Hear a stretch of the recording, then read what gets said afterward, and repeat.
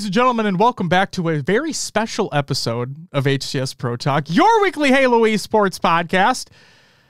Dan, like you said before we started recording, this has been basically 3 years in the making, and the only person to blame is myself.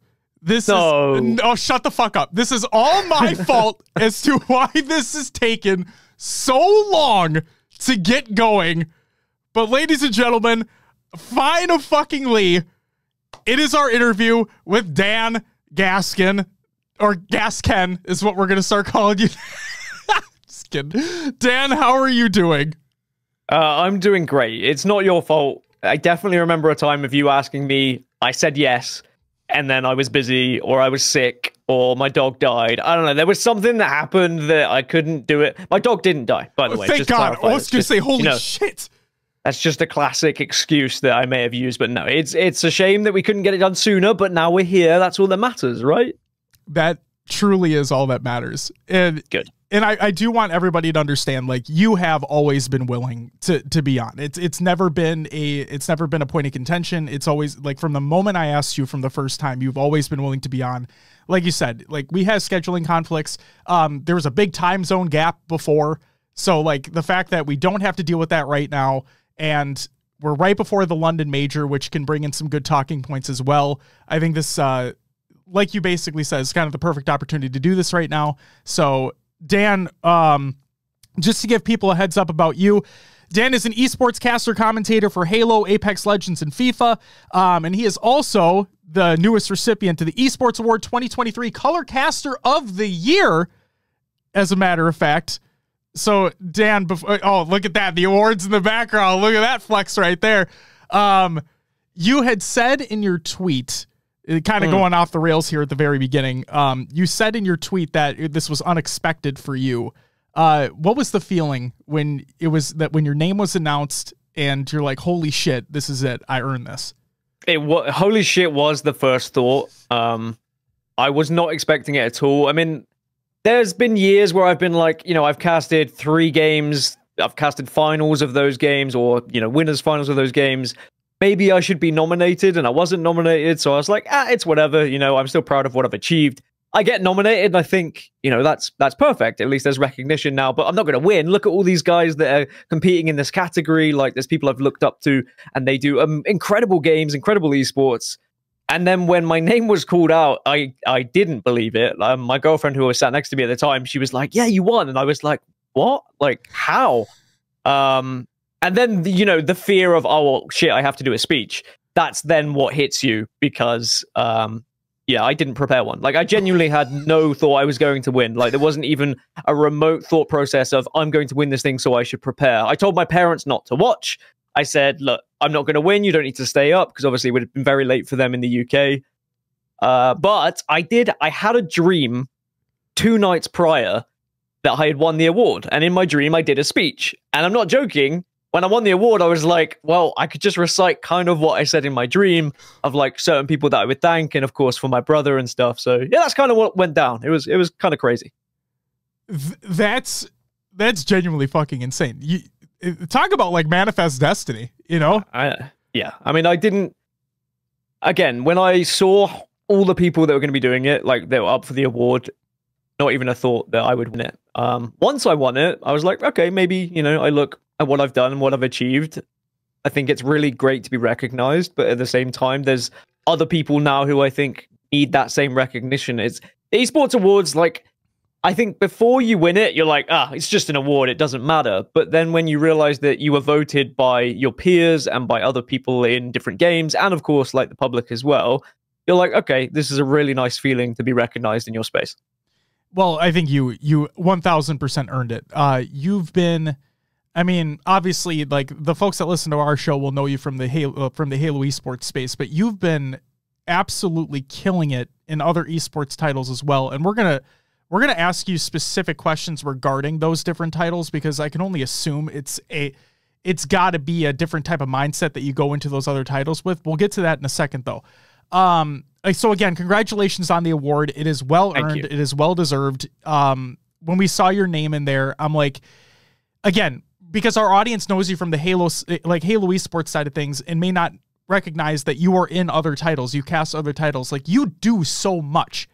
And to see one of, like, this is gonna sound so cliche, but to see like one of our own being put on that pedestal like that, it's a great sight to see. It's great to see you get the award for all the stuff that you do and for all the work that you put in. And it's just, again, I said it before, but congratulations. Yeah, it was amazing, especially after Bravo got it the year prior. Yeah. Because I remember seeing that and be like, wow, like, I love Andy.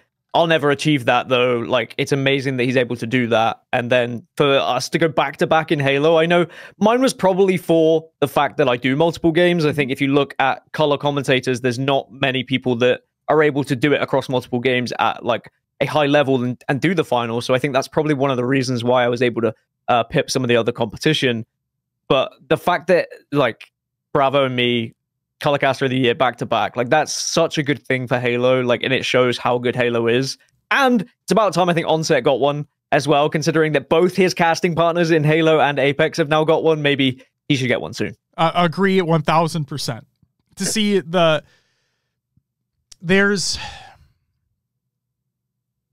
I guess I'll just talk about it right now. I say it all the time when we lead up to an event, like a major event or just a LAN in general, that there truly is nothing else like going to a LAN, experiencing it in person, and being there with all the people that love the same thing you do, and to hear you guys bring your passion, tell the storylines, and really bring an aspect to the game that I think goes a little more underappreciated than it should, and especially so on the spectator front at home. Because yes, I hear people talk about where like some folks would love the opportunity to just have a player comms only stream or whatnot. There truly is something special about having commentators and casters on the mic to really tell the people at home and tell the people in the venue, obviously like the people who know what's going on, but also the folks that may be tuning in for the first time who don't really know what's going on. And you guys are able to tell that story and paint that picture to give that non-veteran watcher being like, oh, I can follow that. Oh, that's what that means. Like so on and so forth. And then you get hyped and we get hyped. And it's just casters and commentators bring a very special aspect to the scene as a whole. And so obviously we already said congratulations on the award, but thank you and thank everybody else for the work that you guys do to be able to provide that viewpoint, provide that aspect that otherwise, I mean, if we didn't have you, and I've said it before and I'll say it again, if we didn't have people like you to do the work that you do, the broadcast wouldn't be the same. It just simply wouldn't be the same. Plain and simple. I mean, too kind of you, as always. But, you know, if you compare it to real sports, if you go and watch a football game or a soccer game or an NFL game, it's football as well, yep, and you watch that live, there's no commentators there. And I always think that that's a very unique experience, and I love that experience, and I can understand why people would want to watch without casters as well, because you can learn so much just from just hearing communication. But when you watch the kind of replays of the events, the highlights, the packages that are made, all you need is that one line from a commentator, and that can give you goosebumps, and it can change everything. And from players, I hear, like, whether it be EAFC or FIFA that I used to commentate, whether it be Apex, whether it be Halo, people have said to me, oh, I remember that one time I was on stage and I watched it back and you said this line, and like that's all I think about when I think about that moment. And like that's really cool. Like it's amazing that our voices can narrate like these special moments for these kids that, okay, some of them are adults now, but there's also lots of kids that are enjoying this moment. And we're just big kids enjoying ourselves on stage as well, being able to yell about video games. I mean, at one point, I was a kid playing Halo at 12 and 13 on a main stage, and now I get to yell about others doing it. It's honestly a dream come true.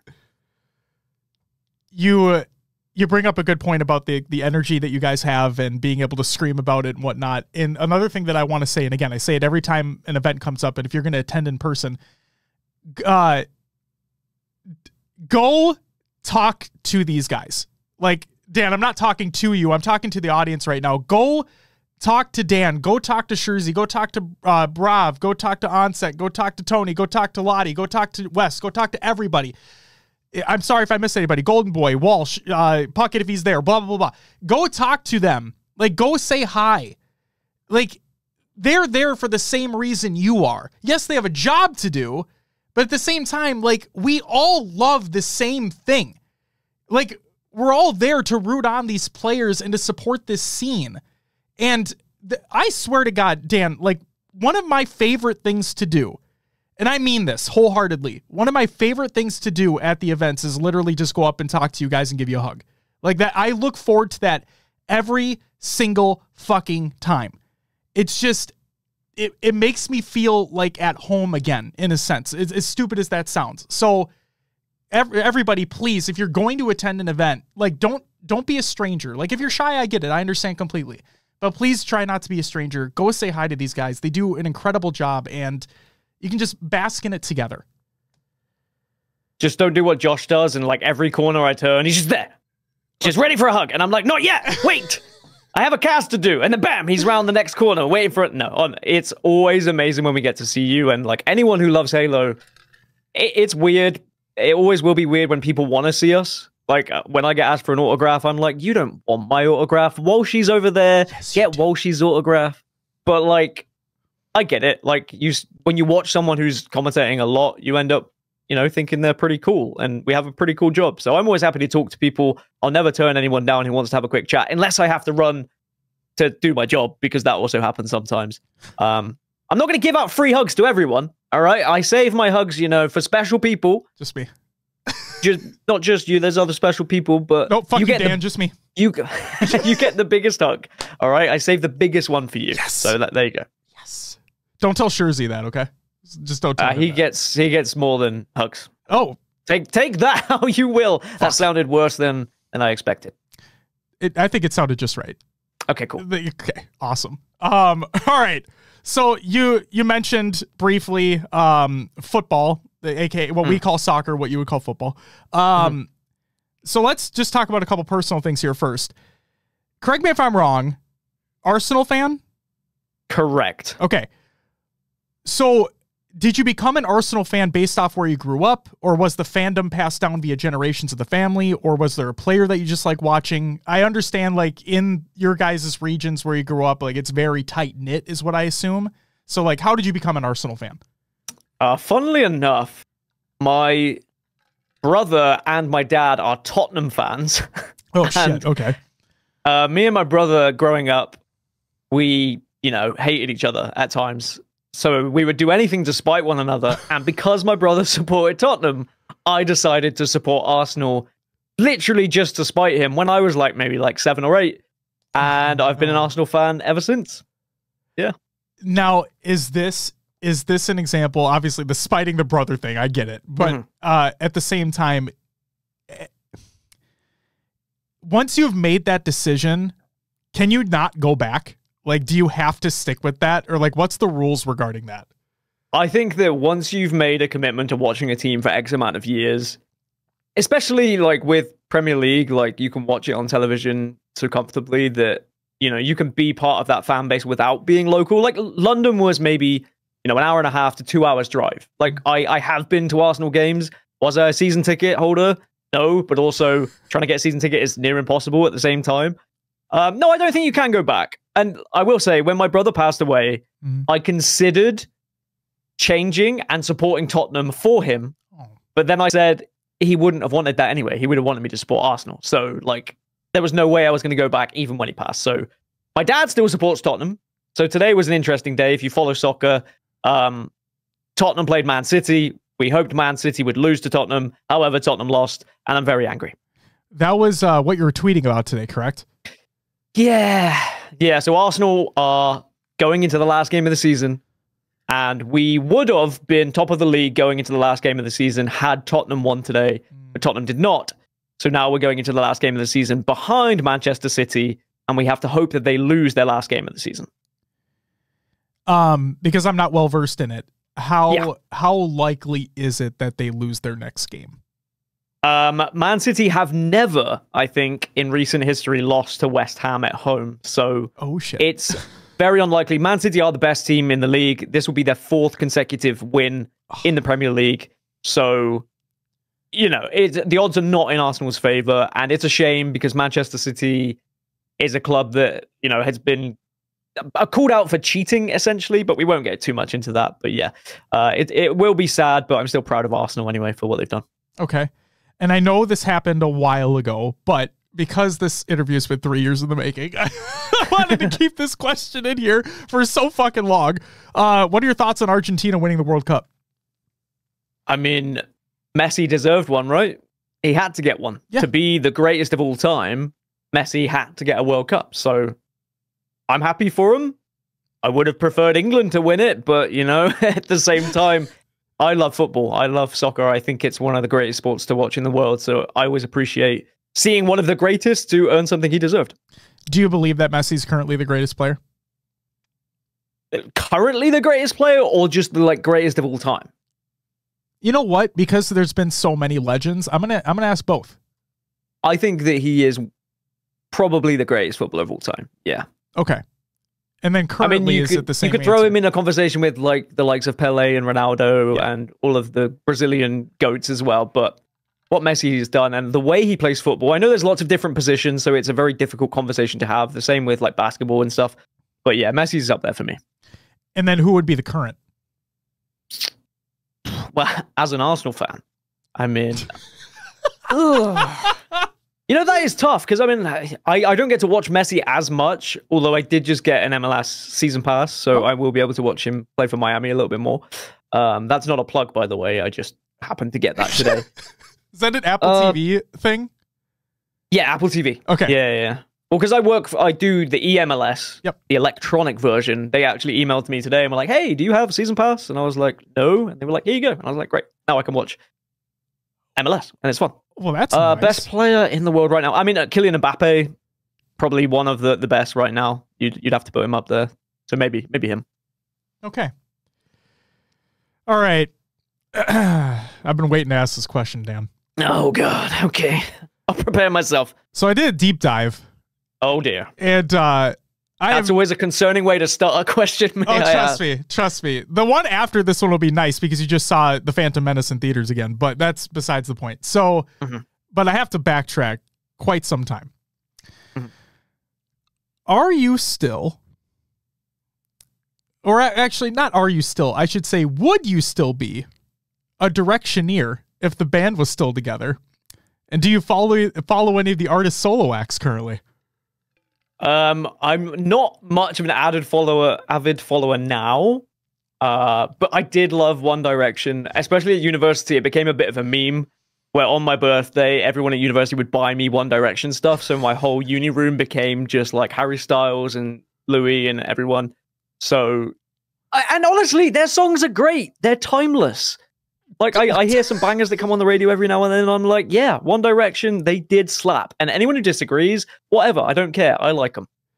You know what? I laughed, but like, I laughed when you said timeless, because like, you know, timeless it's a big word to use. We're talking about One Direction. But I will agree with you. They do genuinely have some great songs.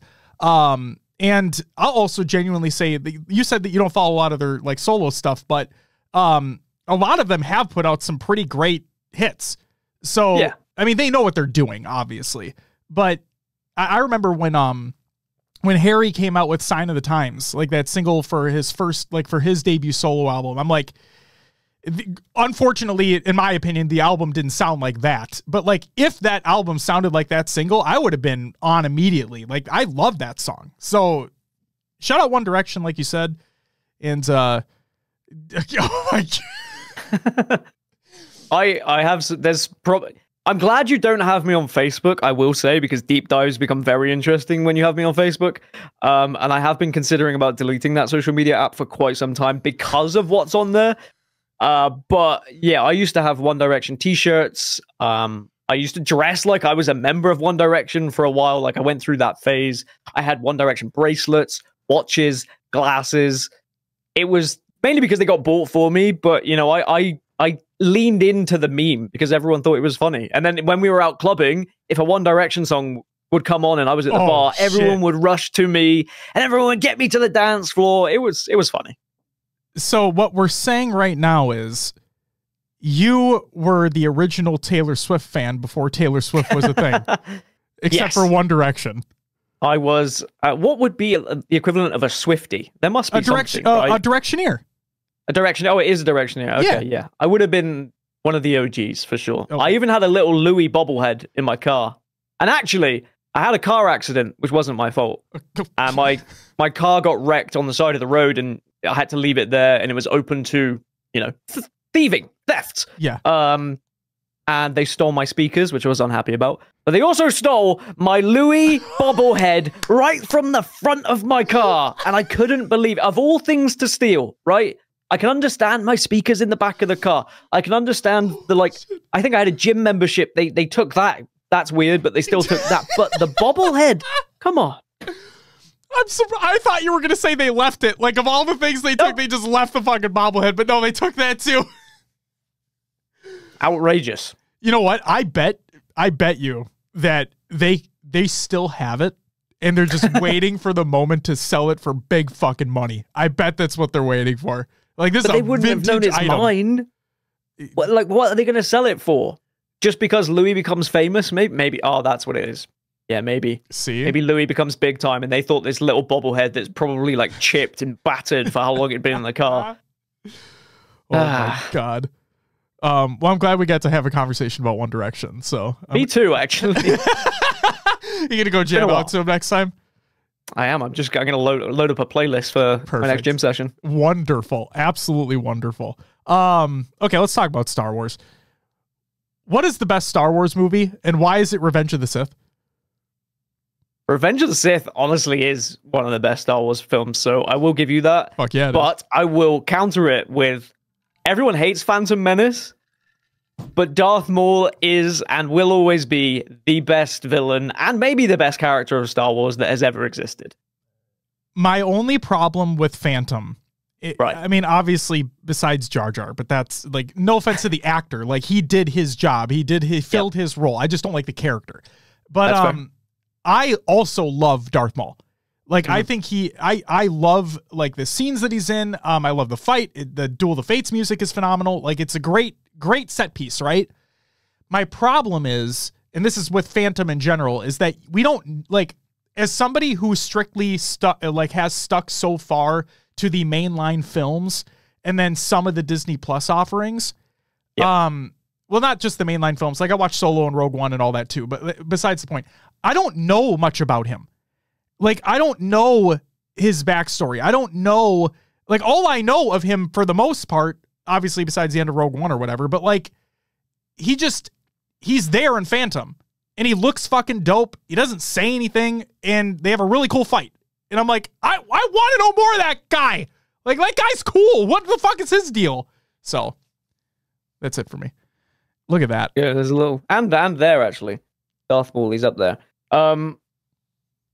Yes, and I would say watch Clone Wars because there's a lot on Darth Maul. It's on the list. I don't know. It might also be because, you know, it was the first film that came out in cinema that I was old enough to go and watch of Star Wars. Like, the originals, I wasn't around. So to be like, what, 8 or 9 years old when it came out and watching it in cinema, I was just like, oh my God, I get to watch Star Wars. So I think there's a lot of nostalgia.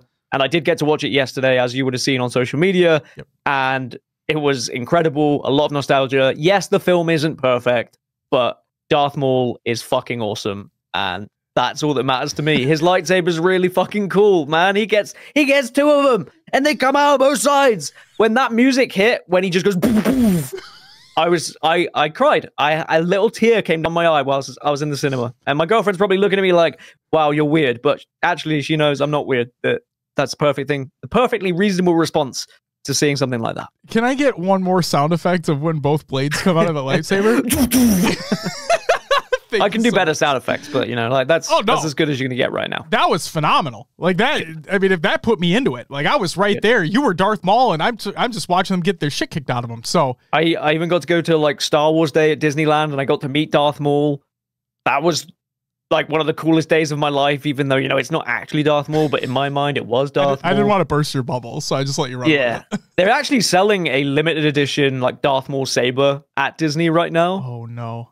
Like the ones you can actually like plug in and like make it light up, and I do kind of want it.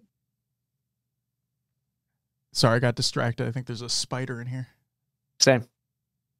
Oh no, it's a fly or something. I'm sorry. That's my bad. Okay. No, you're okay. Okay, so Phantom Menace. I'll also say like the pod racer scene, amazing. Like absolutely amazing. Like can't take anything away from that. So yeah, Phantom. Literally, I think the only issue that I have is Jar Jar. Like that's kind of all it comes down to. As just a character. But yeah. Okay. So we've had a lot of spin-off shows, extended media and whatnot that have been on Disney Plus as of recently. And I mean, even when I wrote this, like after I wrote this question down years ago, there's been many, many more that have come out. And we have Acolyte that's on the way as well, which looks fucking dope, so on and so forth. So are you enjoying the latest offerings that are within the Star Wars universe? And is there anything different that you'd like to see that hasn't been made yet? Yes, I love it all. Anything Star Wars, I could just sit and watch. Admittedly, the only thing I've not watched out of it all so far is Andor. And that's more down to time. And like, I kind of started the first episode. It didn't really draw me in, so it's kind of something that I'm going to revisit. And I've heard it's really good, but I just need to like, I've got such a backlog of things I'm catching up on right now that Andor is on that list. But I love them. Like, it's just like being a kid every single time, and what they've brought to the universe is amazing. If I could have anything, it would be Darth Maul spinoff. Like, I'd love to, you know, get more about Darth Maul. Like you say, no one really knows unless you've watched Clone Wars, and he comes back as a creepy half spider, half metal man, and it's amazing, and he's still really cool. So I'd like to see more of that, but I also understand it's not the easiest story to go down, and it might not be the most interesting one either. So I'm happy with what they've done. In terms of Andor, it wasn't until it might have been the second, but I'm really thinking it was the third episode. But once the third episode hit, I was pulled in. So yeah, okay, yeah. And considering you say that you love anything and everything that Star Wars that comes out so far, I know you'll be hooked in eventually. I just know that once, I think it was that third episode, once that hit, I was like, oh shit, okay, now I get it. I get why everybody says this is fantastic. So hell yeah. And like I said, I have Clone Wars on my list. I've heard Bad Batch is really good as well. Yep. And that just finished up semi-recently, so I have a lot to catch up on, clearly.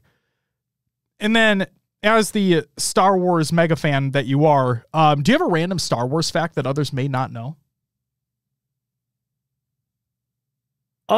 Actually, a lot of people won't know that Palpatine is Anakin's dad. And I think if you're a big Star Wars fan, you kind of know that Palpatine is Anakin's dad. But it's because he was the one who manipulated the midichlorians to create Anakin with his mum. Right? In the film, it's all about, oh, you know, there was this, it's the Force birthed Anakin, and he's the chosen one. But I think it's the book called Vader, and it's a novel about Darth Vader, which is canon. It explains that essentially Palpatine was the one who created Anakin by manipulating the Force and creating said pregnancy. Did I just blow your mind?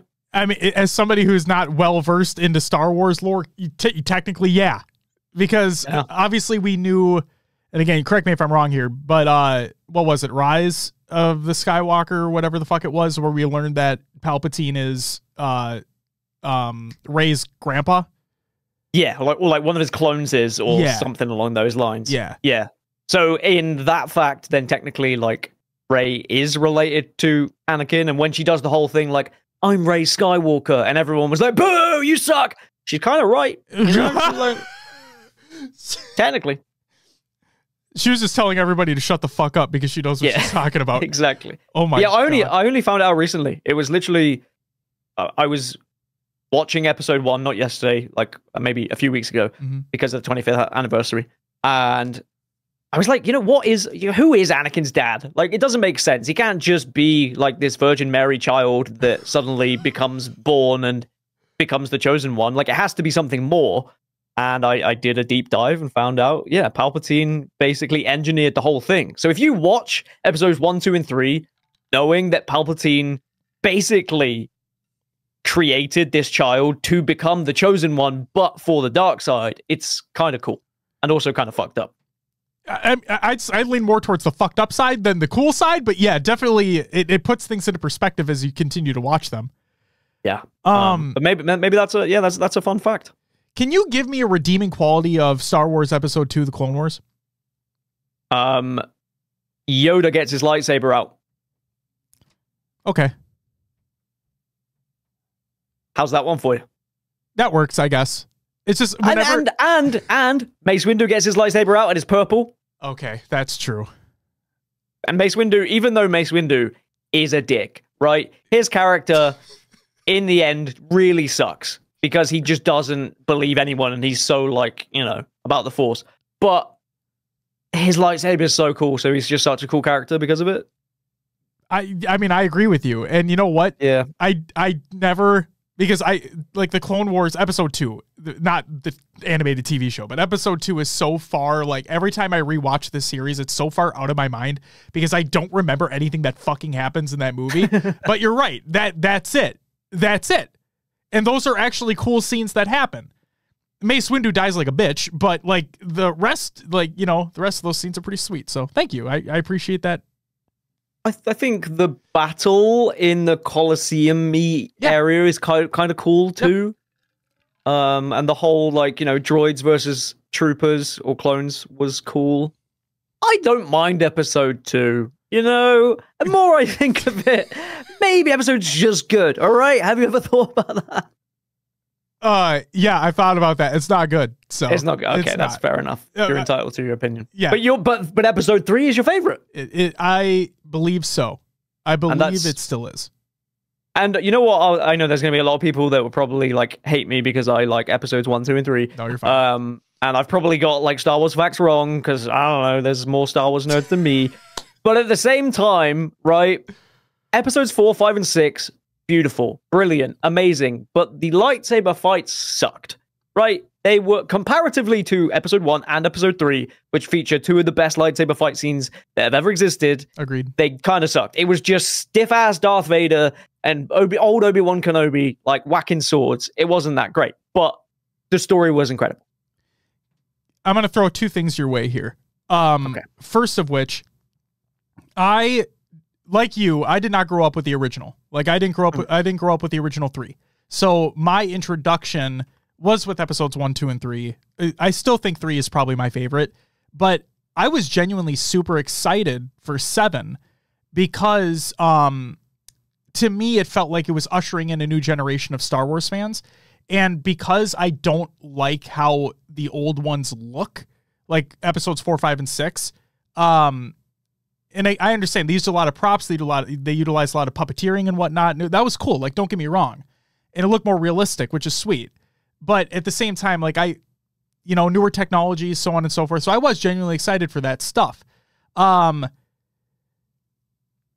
then I know that kind of 7 was like a rehash of 4, if we're being honest. But it really was. Yeah, whatever. I don't know where the fuck I was going with that. But just kind of making a point of like I didn't grow up with the originals as well.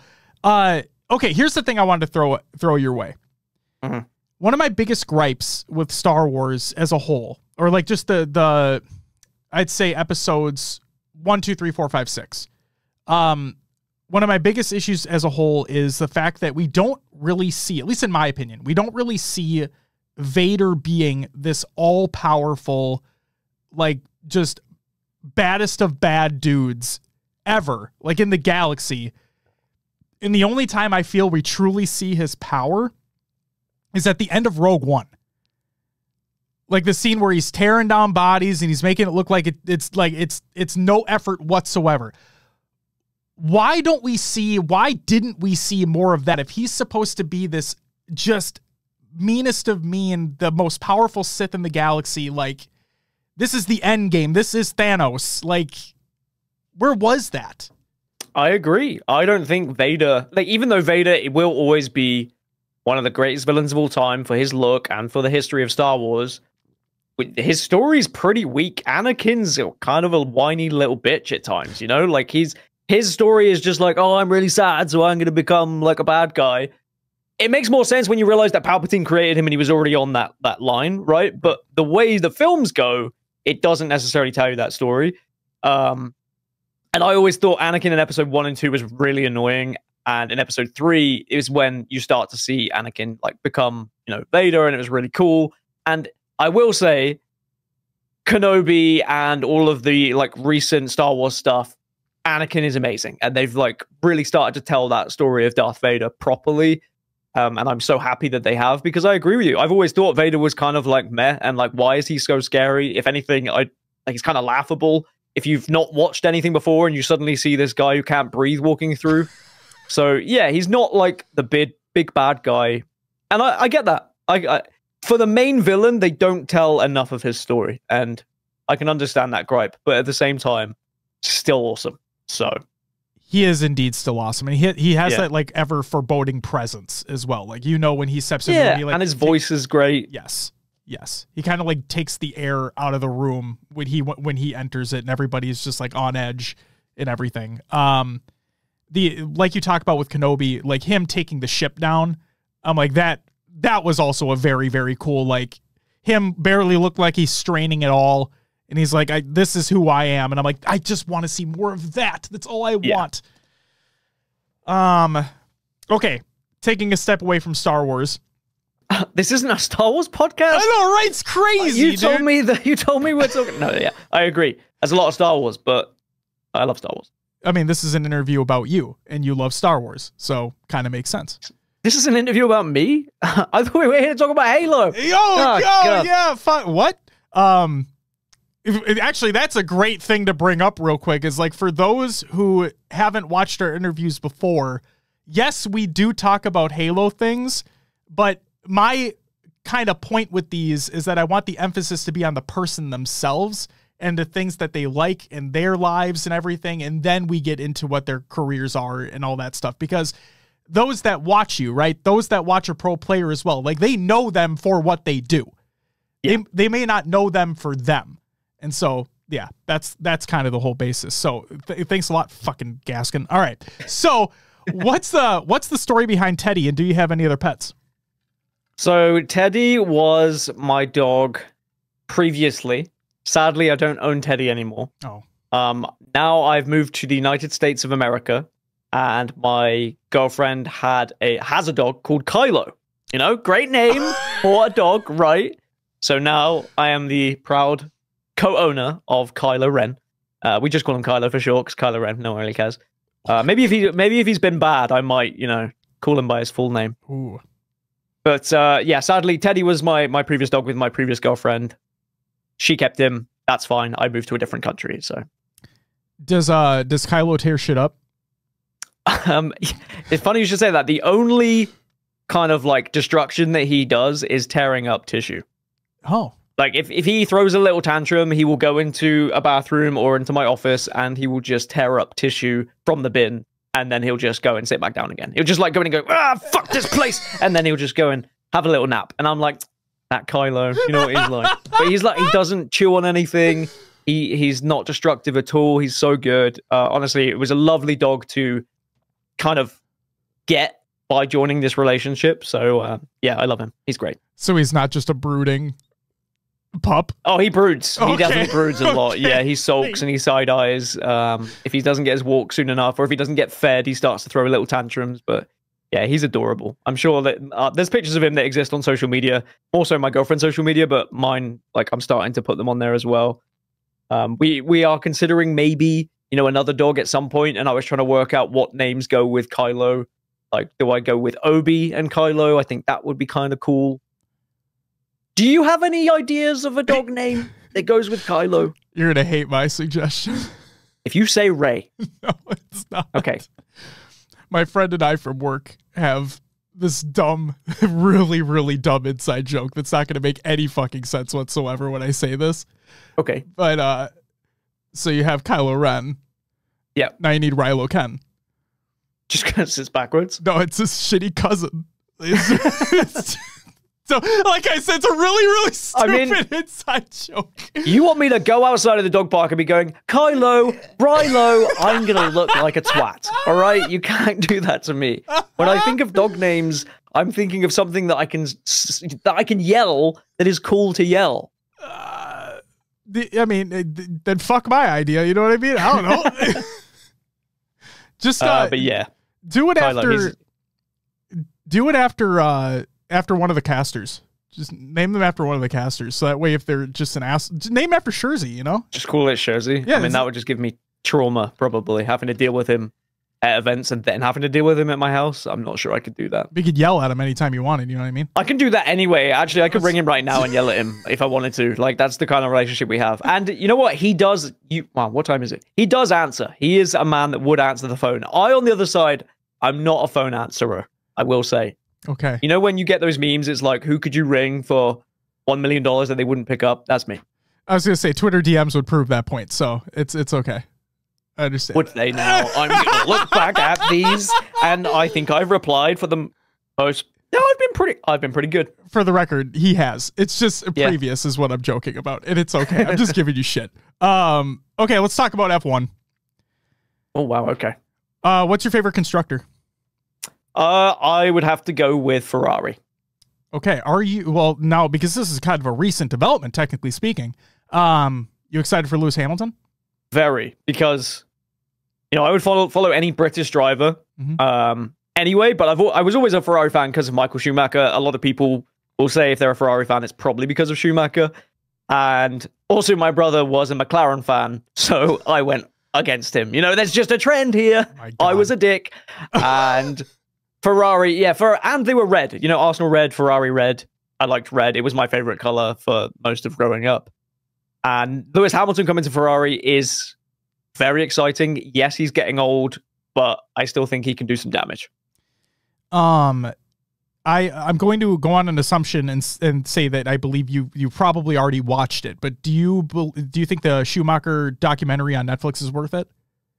Yes, I think that anything that shows the history of what he did is definitely worth it. Like, what an amazing career, what an amazing person, and everything Schumacher should be watched. Same with like Senna and anyone who has been prevalent in that scene, the F1 scene.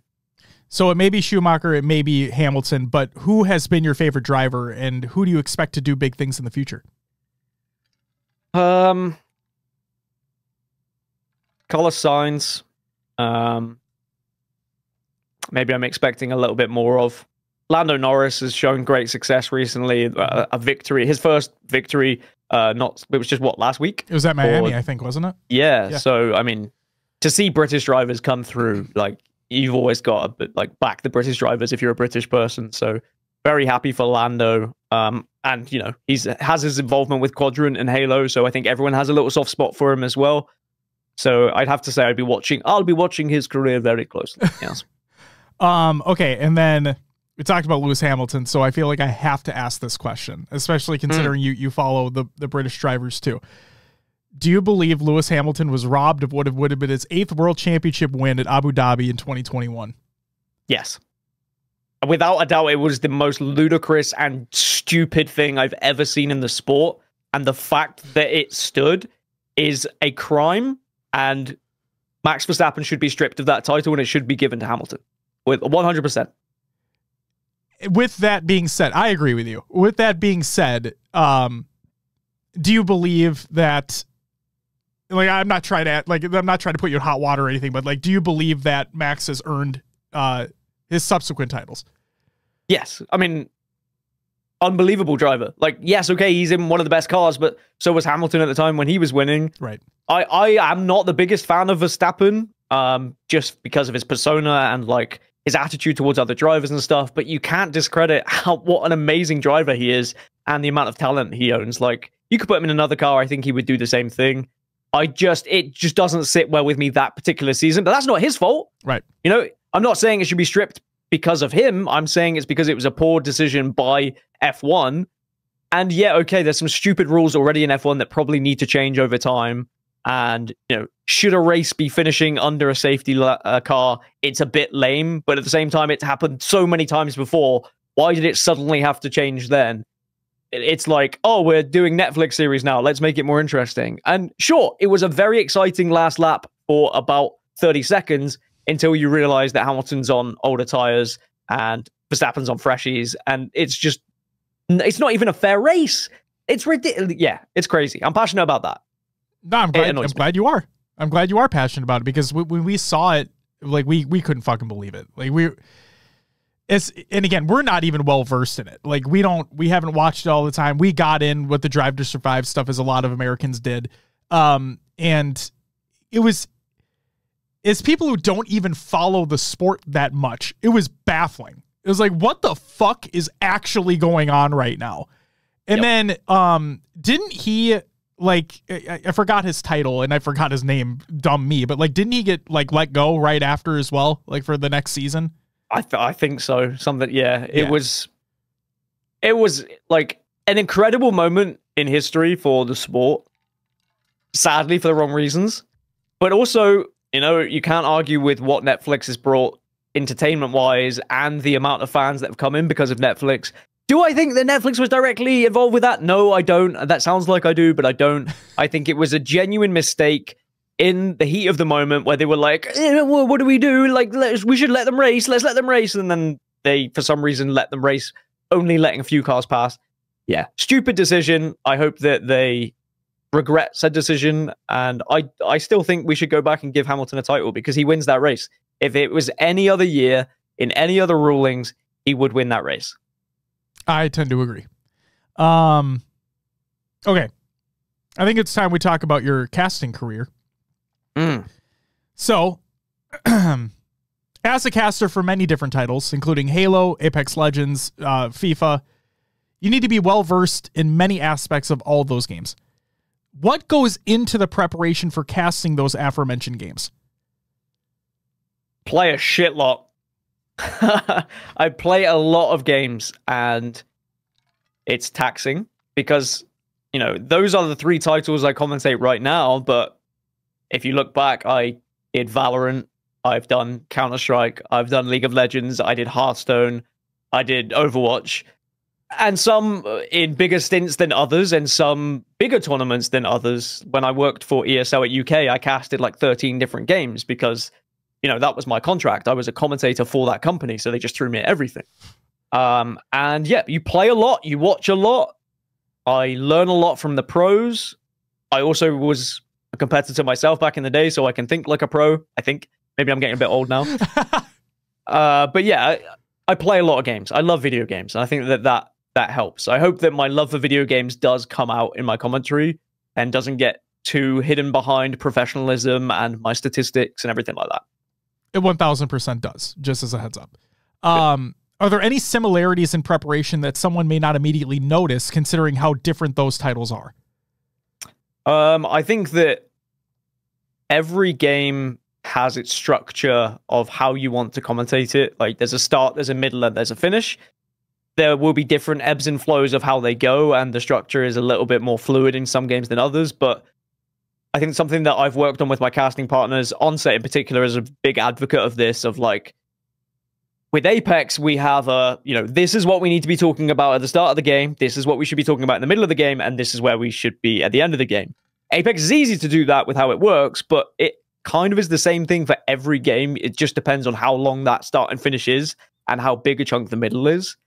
Player research is very similar, like knowing the history of the players, knowing what they've achieved, knowing what their story is, knowing where they're from, all of that. That is just, you know, caster 101. Everyone should be doing that. You should know which players you're commentating.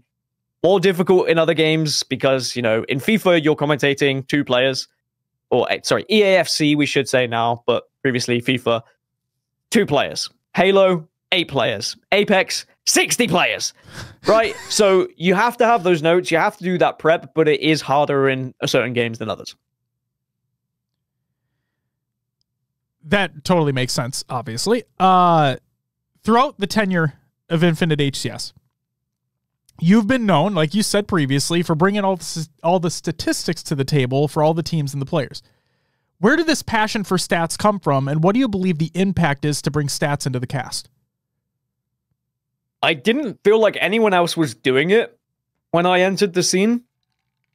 And I'm a big sports fan. I love sports, and you watch any soccer broadcast, and probably, you know, I haven't watched much NFL nowadays, but like I want to now I'm here. You will get little lower thirds that say this team has won X amount of times against this team across the last X amount of years, and you're like, oh shit, they have never beaten this team in the history of this game. If they win this, this is historic and this is incredible. I wanted to bring that to every cast if possible. I wanted to say, this team has never won this map against this team, either at this tournament, in their entire lifespan of this game, or this organization has never beaten this organization, this player has never beaten this player. I wanted people to be invested in that single game. And I think that's why I love statistics, because statistics can tell you that story so easily, especially in Halo, where it is literally just map wins and map results and what map is good for certain teams. And I'm still fighting that fight to make it more of a thing on the broadcast. And thankfully, an incredible team above me, around me, wherever they are, they will listen to my ideas, and usually they have better ideas than I do. So we have this kind of workflow now where, like, I get provided that information. You know how hard I had to fight for years, saying, like, in real sports, a statistician will give that to the commentators, and they will have all that information in front of them, and then they can use their commentary to portray those stats onto screen. I had to do my own digging for years, and I truly appreciate the likes of Halo Data Hive, for example, who like really kind of gave me that platform and that ability to get those stats back in the day. Shout out Halo Data Hive.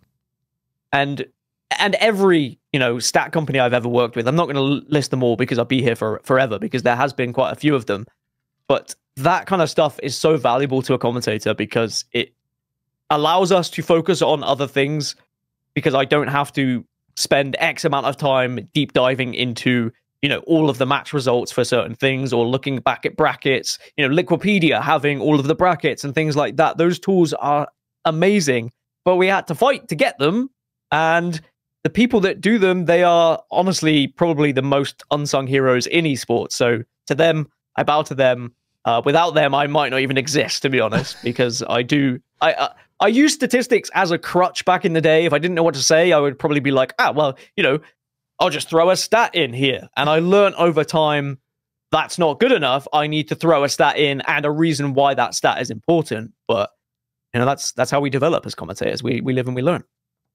1,000%. And it is very, I am very thankful for you bringing the stats into the equation, because I'm not going to lie. Like, I'll sit here and own this shit. So I really, one of my mantras on the show is, people are going to grill the fuck out of me for this, but I don't care. So I'm a firm believer that online doesn't matter as much as what other folks may think it does.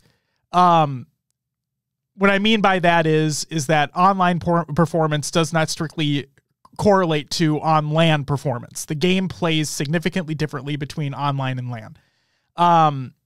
Another thing that I don't necessarily put a lot of stock into is scrims, because yes, like one of the prime examples that I personally use is, and I'll get to the stats thing in a second, I promise. But one of the examples that I use is Optic before Arlington last year. Leading up to Arlington last year, which was their quote-unquote home event, they were dominant in scrims. They won everything. They barely dropped a map here or there. So, and myself included, I had them as a favorite going into that event. Not necessarily strictly off scrim results, but I did use that as like a, if you are this fucking dominant and you're winning almost everything already, and you made that team change for a reason, I assume big things are going to happen for you. Going into that event, what'd they get? Fucking top 6 or whatever the hell it was. They got knocked out by Quadrant from the tournament. So it's like, that's a prime example that I use, that you can't just look at scrims. You can't just look at online results. And I'm not saying you do, because you look at everything. Like you gauge everything. You look at previous LAN performances. You look at what they were as a full roster before, whether or not they made a team change, what their map mode records are, so on and so forth. So basically how the fuck do I phrase this? How much stock do you put in online performance when you think about statistics? I'd like to use them as a baseline for day one of being like, this is the team's online form. And sure, nowadays online is more comparable to LAN than it used to be. You know, back when I played, you could be playing online and you would have a dreadful internet connection and you couldn't hit a thing. None of your shots would register. You turn up at LAN, you're a different player. Still does happen. And there are players who certainly will flop on LAN because, you know, they don't have the comforts of being at home. But yes, online scrims do not compare to LAN results.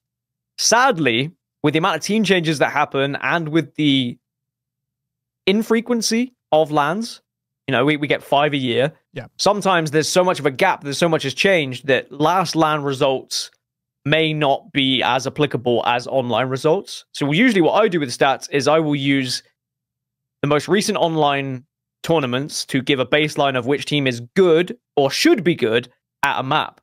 And that's what I always preface it with, is this team should be good at this map because they've been very successful in online. However, if they were to lose this map, it shows that they might struggle at this event because one of their best maps has just gone down, right?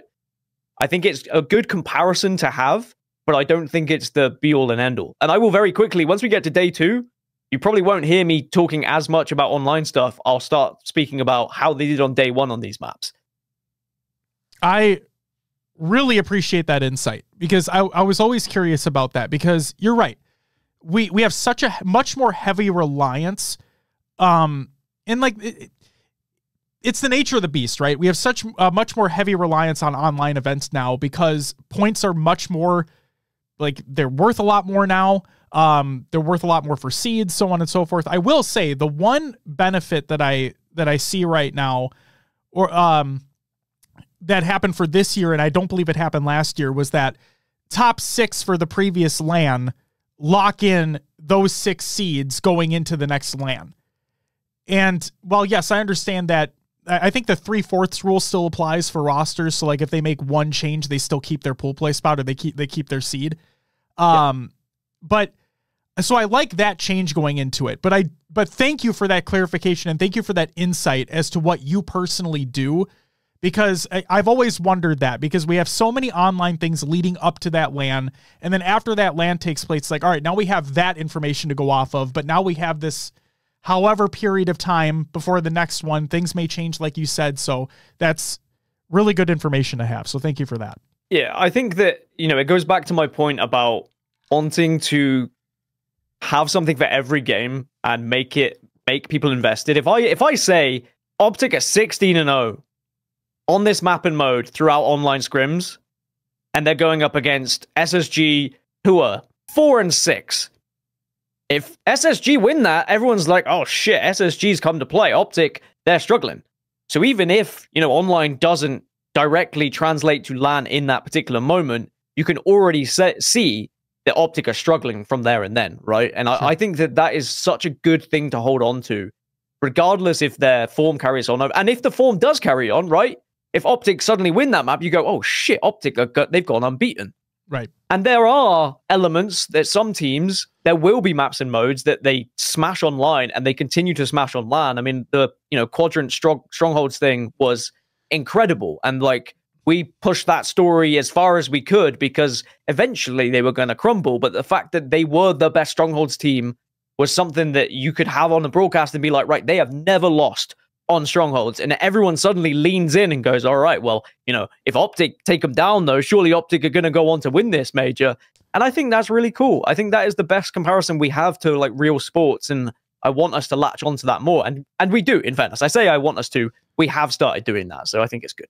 I think I'm going to have a little bit of a range here, but I think, was it 15, 16, or 17-0 for that Stronghold streak? Yeah, it was ridiculous that what they did. And I think that was the first time we've seen a European team kind of pioneer anything. Oh, and like North American teams wanting to learn from Quadrant and what they were doing. I remember seeing Snakebite at, you know, an after party chatting to SLG, and I'm like, I know full well all he's talking about is Strongholds. And, you know, SLG loved it. SLG told him everything. Probably shouldn't have, but that's SLG. You know, he just wants to talk about Halo. And, you know, you get to meet these guys at after parties and you get to see how much they love the game. And yes, some of them will only talk about Halo. And you know what? Fair enough, because they grew up on this game and they love this game. They've made a career out of this game. I ain't going to stop them talking about it, and I'm happy to watch it. And I am also very happy to watch it because we're seeing the best players in the world. We're seeing new storylines being formed. I mean, that moment, that singular moment of, like, no offense to Optic fans, but like literally that moment of Quadrant eliminating them from their own home event, like that was history made. It was history made like 2 or 3 times over, because Quadrant it was the highest a European team had made before that match.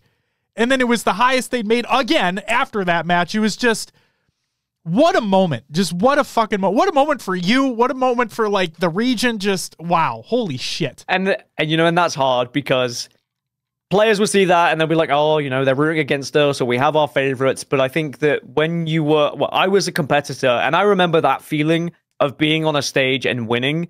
And we can go into that later maybe, but for them to do that and to have that feeling, but at that bigger moment to make history, like I just was so happy for them, and I couldn't help but celebrate, not just, you know, for European pride or whatever, just because these kids had never experienced that.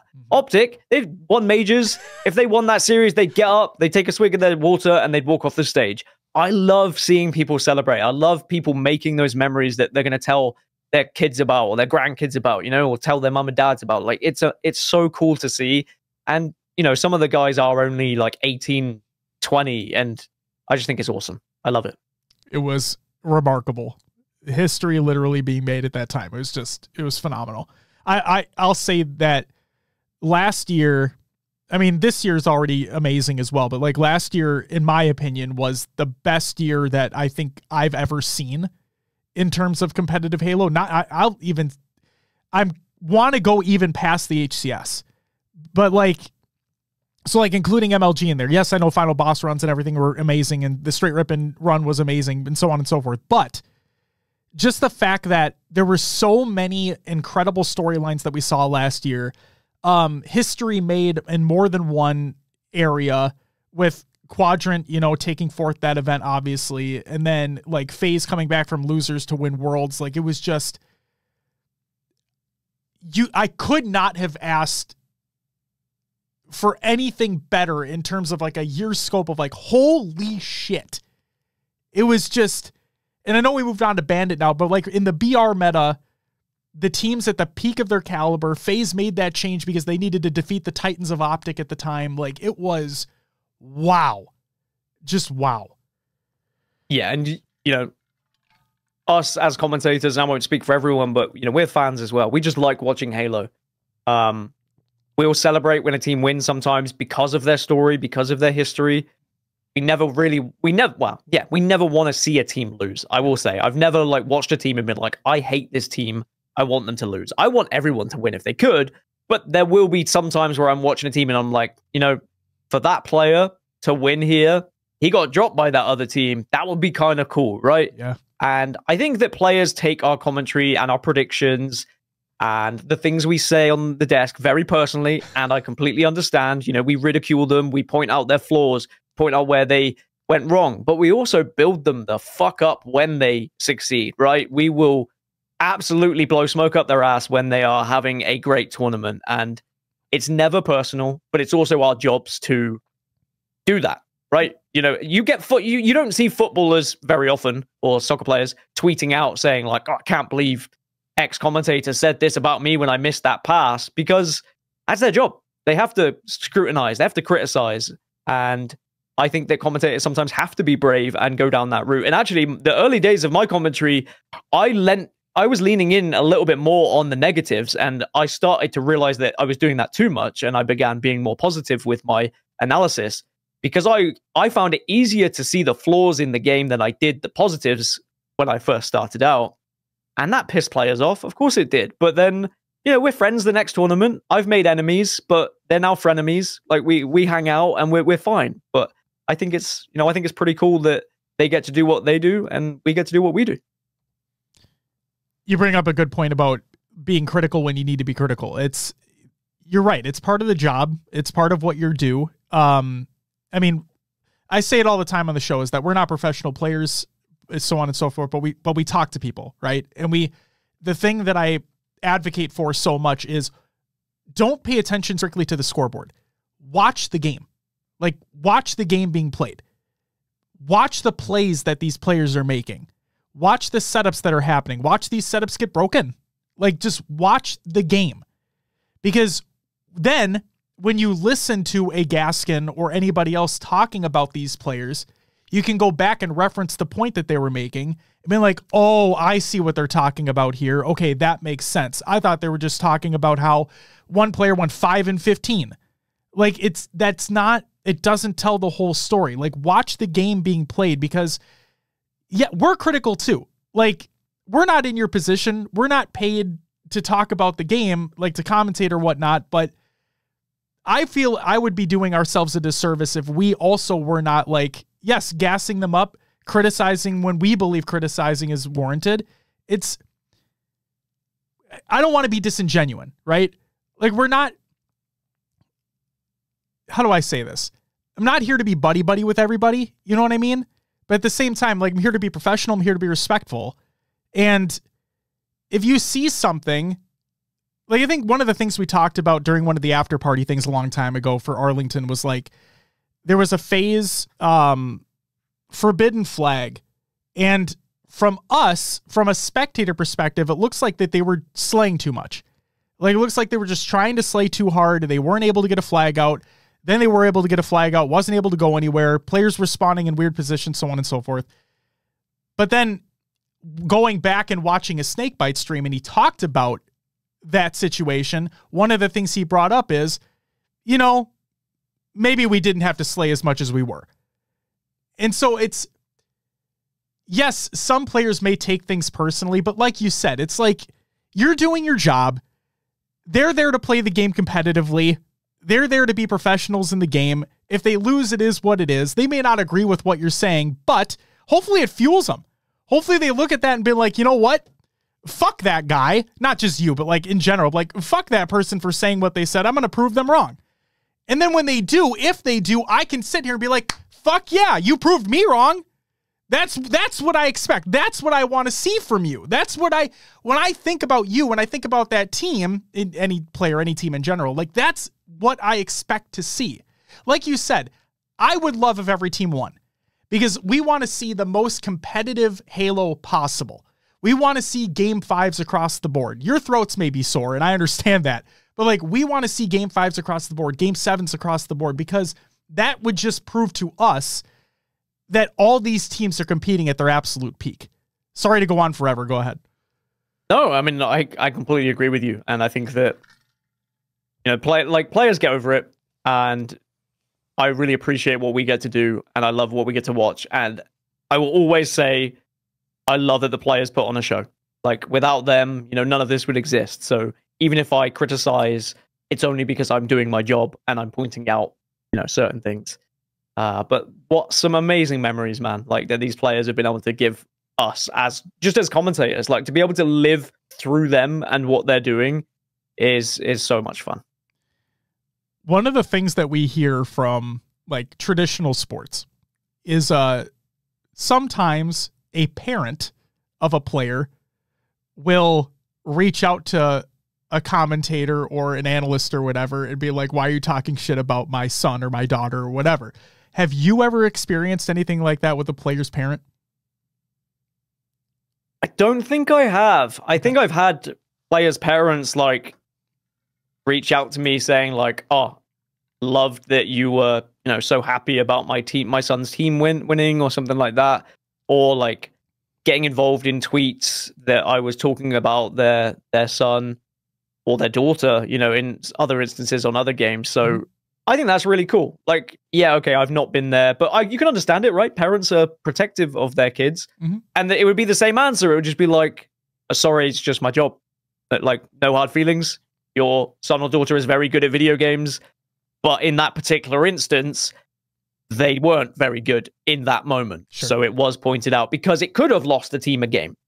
It could have changed the entire flow of the game. And actually, do you know what I miss? I miss I will say, first of all, I'll preface this by saying our observers are amazing. L-Town does the observing. Yeah. He's brilliant. But back when we started, we used to have all 8 POVs, and I could switch things myself. Now, I don't want to be switching things myself. It was very difficult to try and focus on that. But having all 8 POVs to be able to watch as a color commentator and be able to see, you know, that, okay, the flag is being pulled there. We don't see the flag being pulled on the main broadcast yet, but I know they're about to pull the flag. So I can start talking about that, and I can start talking about that run. Mm-hmm. When people look at statistics on screen, I think sometimes that's because that's all they can go off. Because we follow the story that the observers will tell, you know, and it's down to the observers. Like, if you think about storytelling, it's the observers who really get to drive everything. Mm-hmm. And we as commentators have to follow them. And we are like kind of in their hands when it comes to that. Sure, we can go and talk back and we could say, switch to X because we know they've got a weapon. But to be honest, L-Town's always on top of it. So he's incredible. But I do miss that. I miss being able to see everything. And perhaps there's a benefit for me as when I cast Apex Legends, I get an entire map where I can see every single player and where they're moving. And that is like heaven for me, because I sometimes will just commentate off the map screen, right?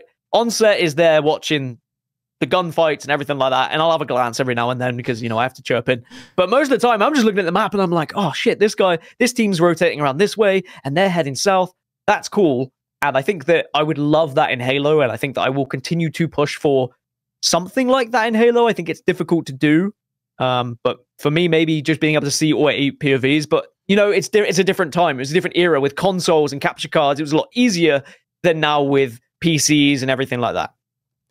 The thing that I loved about, like, watching you guys commentate over Apex, right? And like watching CDL streams, so on and so forth, is that I do hear you. Like, I do listen to what you're saying about what's happening around the map, right? And it, like, same thing with CDL, is that you have the mini map I think it's in the center of the screen at the top, and you get to see where each player for both teams is at any given time.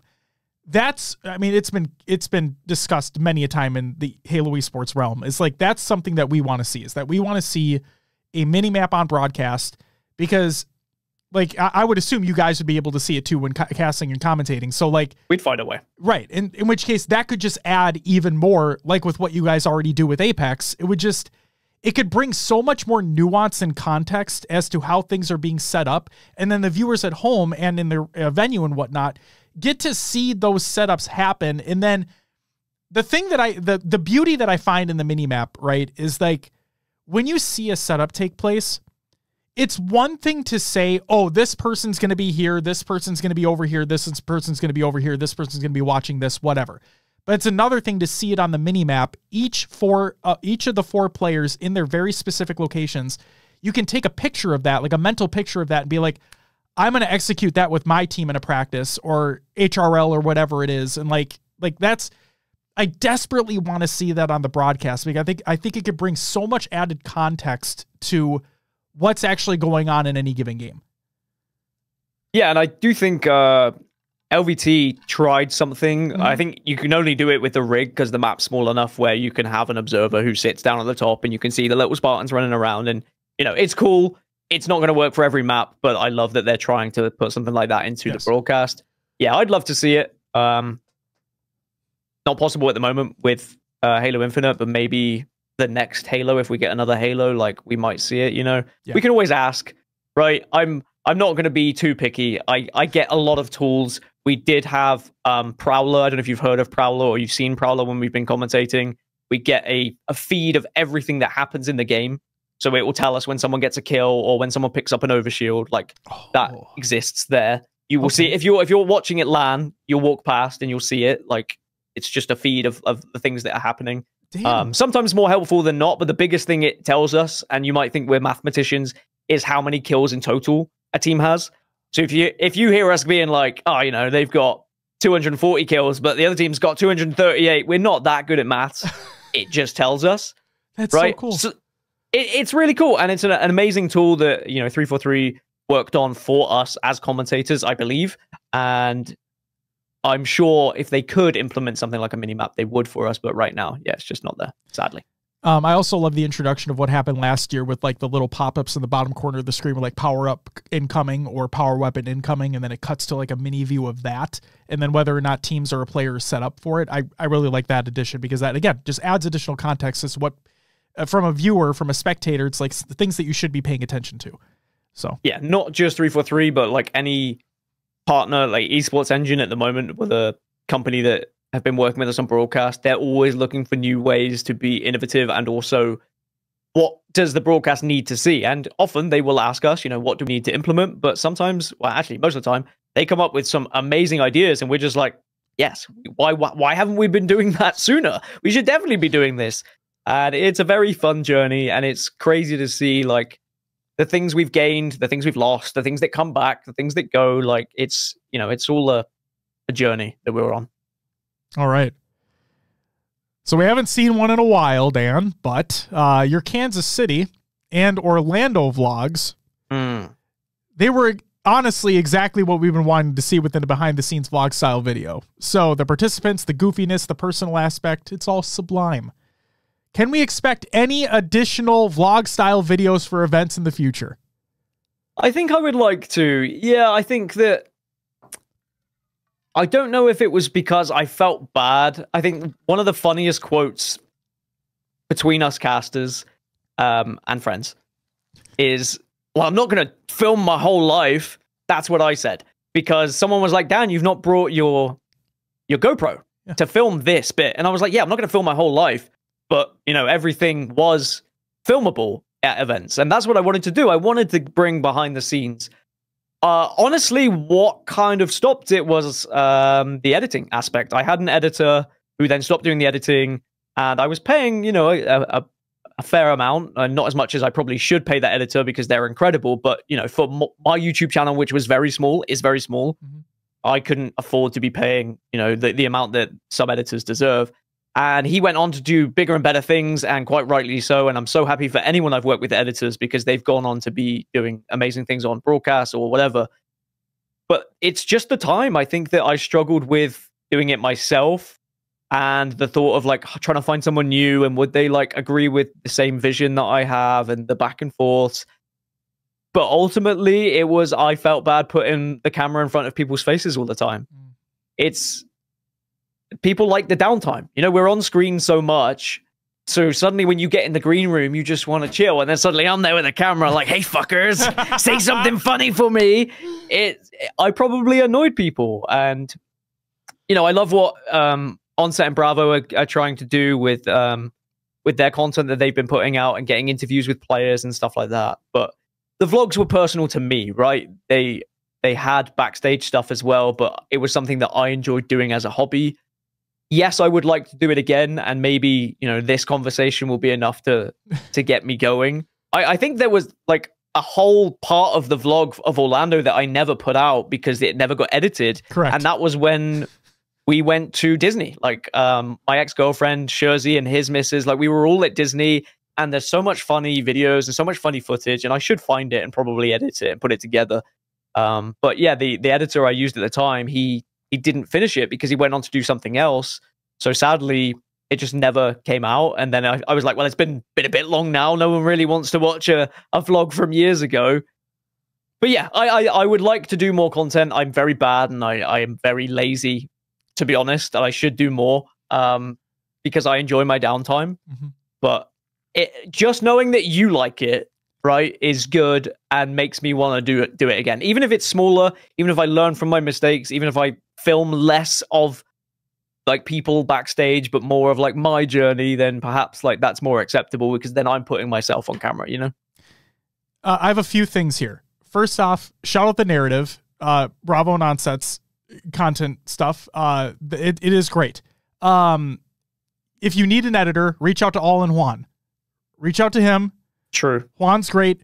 Very reasonable on price as well. He does all of our shorts content. Like this, Juan does not know I'm saying this right now, but like genuinely, if you want an editor, if you need an editor for anything, All in Juan. Yeah. No, yeah, of course. He's amazing, and I think I just don't want to bother people. I understand. I just feel like I'm bothering people in that instance. But I've got a lot of things I want to do, as does Sherzy. But we're always like, but who's going to edit it? So yeah, you know what? Maybe I will reach out. Maybe this could be the start of something new. You should. And then also I want to add, I really appreciate what you said about you feeling like you don't want to just shove a camera in people's faces.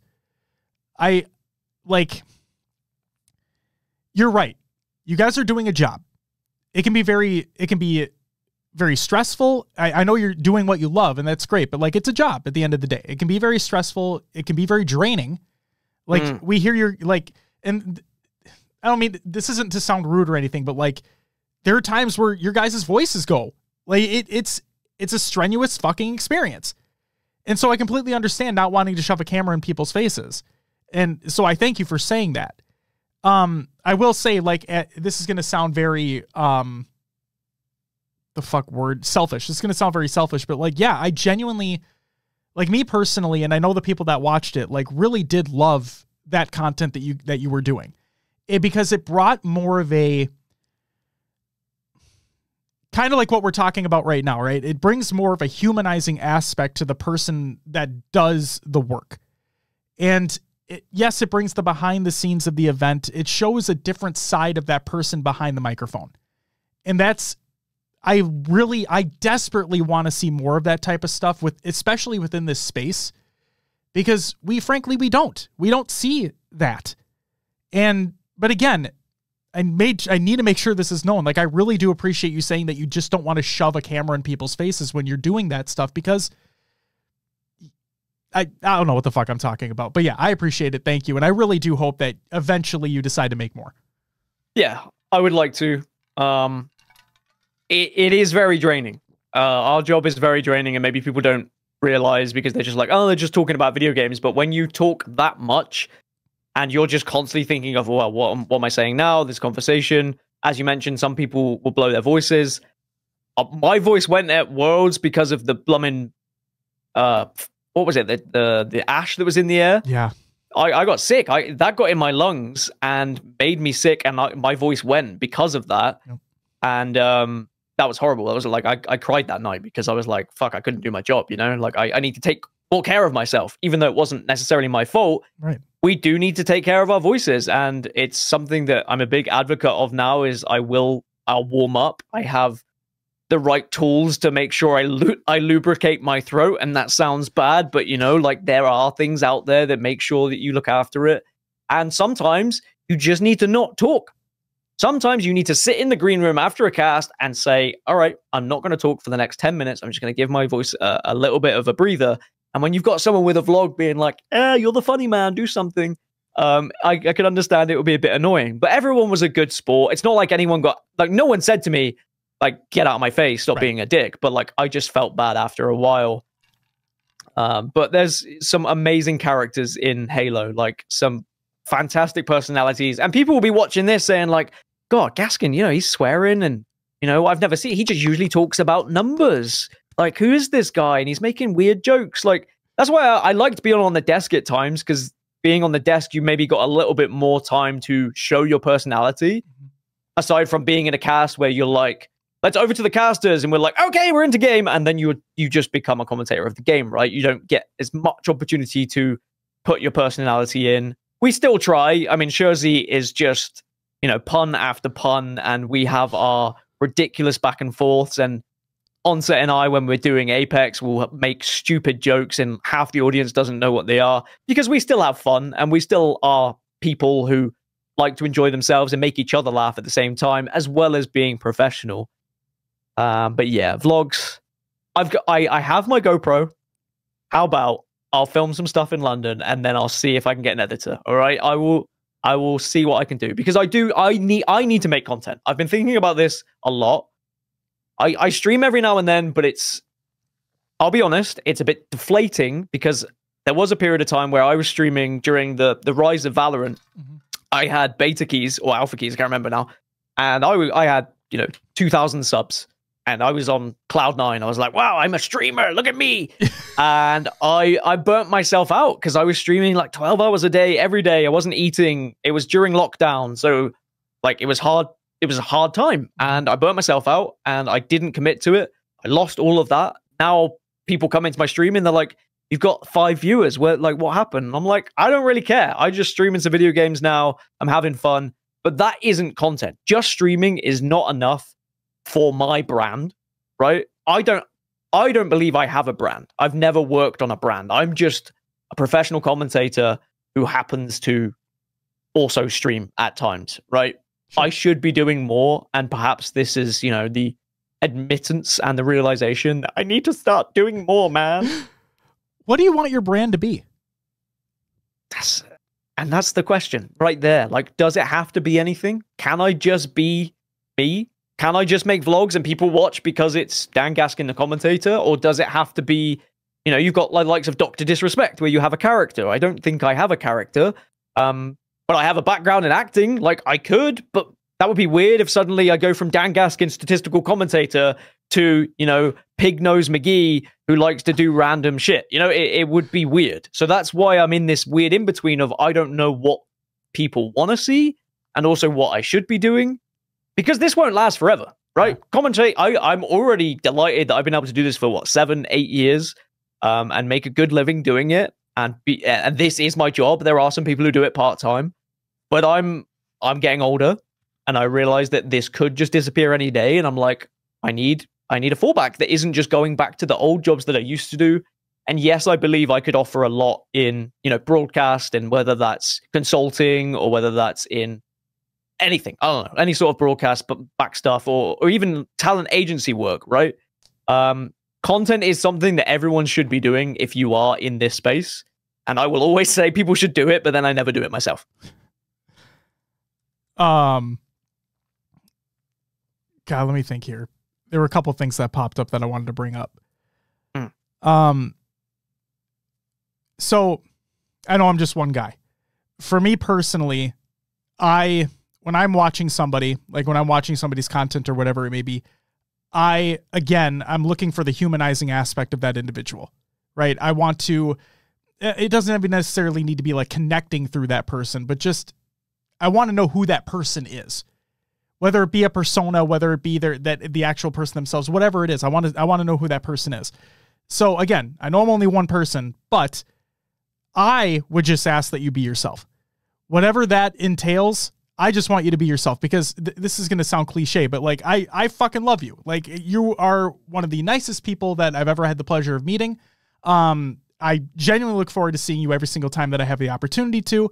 And bringing this back to the HCS side of things just briefly is like, one of the things that you and Shurzy had brought up in a semi-private conversation is like, I know it's the fucking kiss of death when you say, when you work for something or you work for somebody and you say like, oh, we're a family. I understand it's not necessarily the thing that you want to say, but I heard it from you guys that the group that you guys have, the desk, the casting, the commentating, whatever it may be, the talent group that you have is like a family.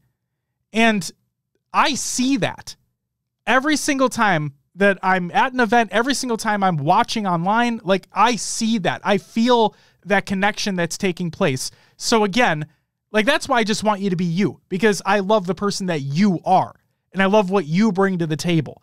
And so whatever that brand is or whatever that content ends up being, I'm excited because I just get to see more of what you are doing, more of you. Gotta make me cry. Shut up. Yeah, I agree. We are a family, and you know, after or leading up to every event, this talent team, the Halo talent team in particular, is always like, what are we doing in the day after, right? Can we book an Airbnb? Can we all hang out? Can we do something? Is there anywhere we want to go? Should we go to a country that's nearby? Should we go to a state that's nearby? Should we explore this state? Yada, yada. And that's really cool. And you know, I have been on a lot of talent teams across many titles, and I've met some incredible people who I will call friends and some best friends as well. But the Halo talent team does hit different. And I don't know if it's just because of the length of time or just the personalities that are involved, but everyone's so cool. And just like families will have fights, right? People will fall out. I don't need to get into that because it's between us as family, but then people make up and we'll fall out for ridiculous things at the same time.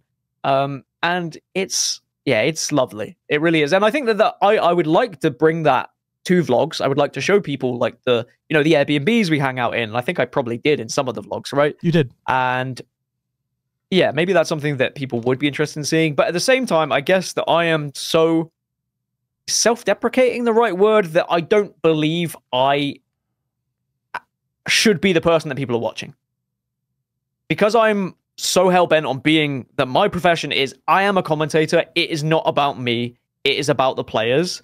Then I'm like, why should I make content to like convince people that it's about me? Because I will say one of the like my biggest pet peeves is social media. I hate social media. I hate how fake some people are on social media, but I hate how fake some people have to be on social media because of the industry we're in, where you have to pretend to be someone you're not, or you have to try and build a brand that isn't necessarily yourself, because that's just the job that we live in. And that's the biggest struggle for me is social media and content in general. But I'm going to keep trying. I'm going to keep grinding and keep pushing myself. I'm just happy I succeeded in something, and that is commentary. So if it all ends now, I would still be very proud of what I achieved. And in terms of the content that I'll just say this, like it's so cliche, but you understand this too, but I'm just going to tell you anyway, like you won't know until you try. It's true. Like that's the thing, is that you just simply don't know until you try something. And then you can use metrics or whatnot to determine whether or not something works. But also, like if we just go the notion of like if you don't want it to necessarily focus on you, what's to say it has to? Like, why not? I understand that Halo Esports, like it's gonna sound dire, but like Halo Esports is not going to be here forever. Like we know that. It is what it is. Eventually things will stop. I don't know when that'll be, but eventually it'll happen. But regardless, whether it be at Halo Esports or any other fucking title, really, one of the things that I think we desperately need more of is like breakdowns and analysis. In which case, that could be an avenue as well. I know we have some of that already, but I would like more of it. And then having that from another caster's POV, another analyst's POV, somebody with such a statistical mind as yourself, that could be very beneficial. So just another thing to think about. Yeah.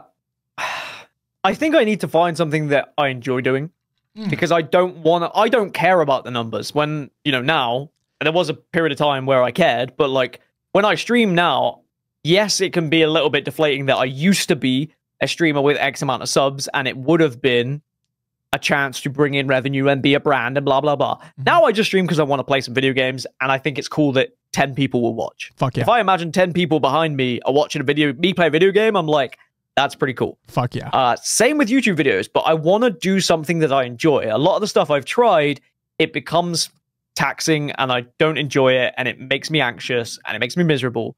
So I just haven't found my thing yet, but I feel like it will come. And you know what? I did enjoy doing the vlogs. Like we mentioned, there was a reason why they stopped. It was more an editing thing. Perhaps it is something I could do again because it was quite fun. And I cannot wait for the moment that you do find the thing that you truly love doing, because I know that it'll like you said, regardless of views and everything, like those will come down the line. But like just knowing that, like you yourself, just knowing that you're making something that you truly do enjoy making, that's gonna shine. Like that's gonna shine through. You can tell, and you know this, you can tell when people are being fake. You can tell when people don't put their whole heart into something like that. It's like, why do I want to watch something like that? If I can tell as the viewer watching it that you're not fully invested, why the fuck should I care? Seriously, like why the fuck should I care? Why should I waste my time? I have other shit to do.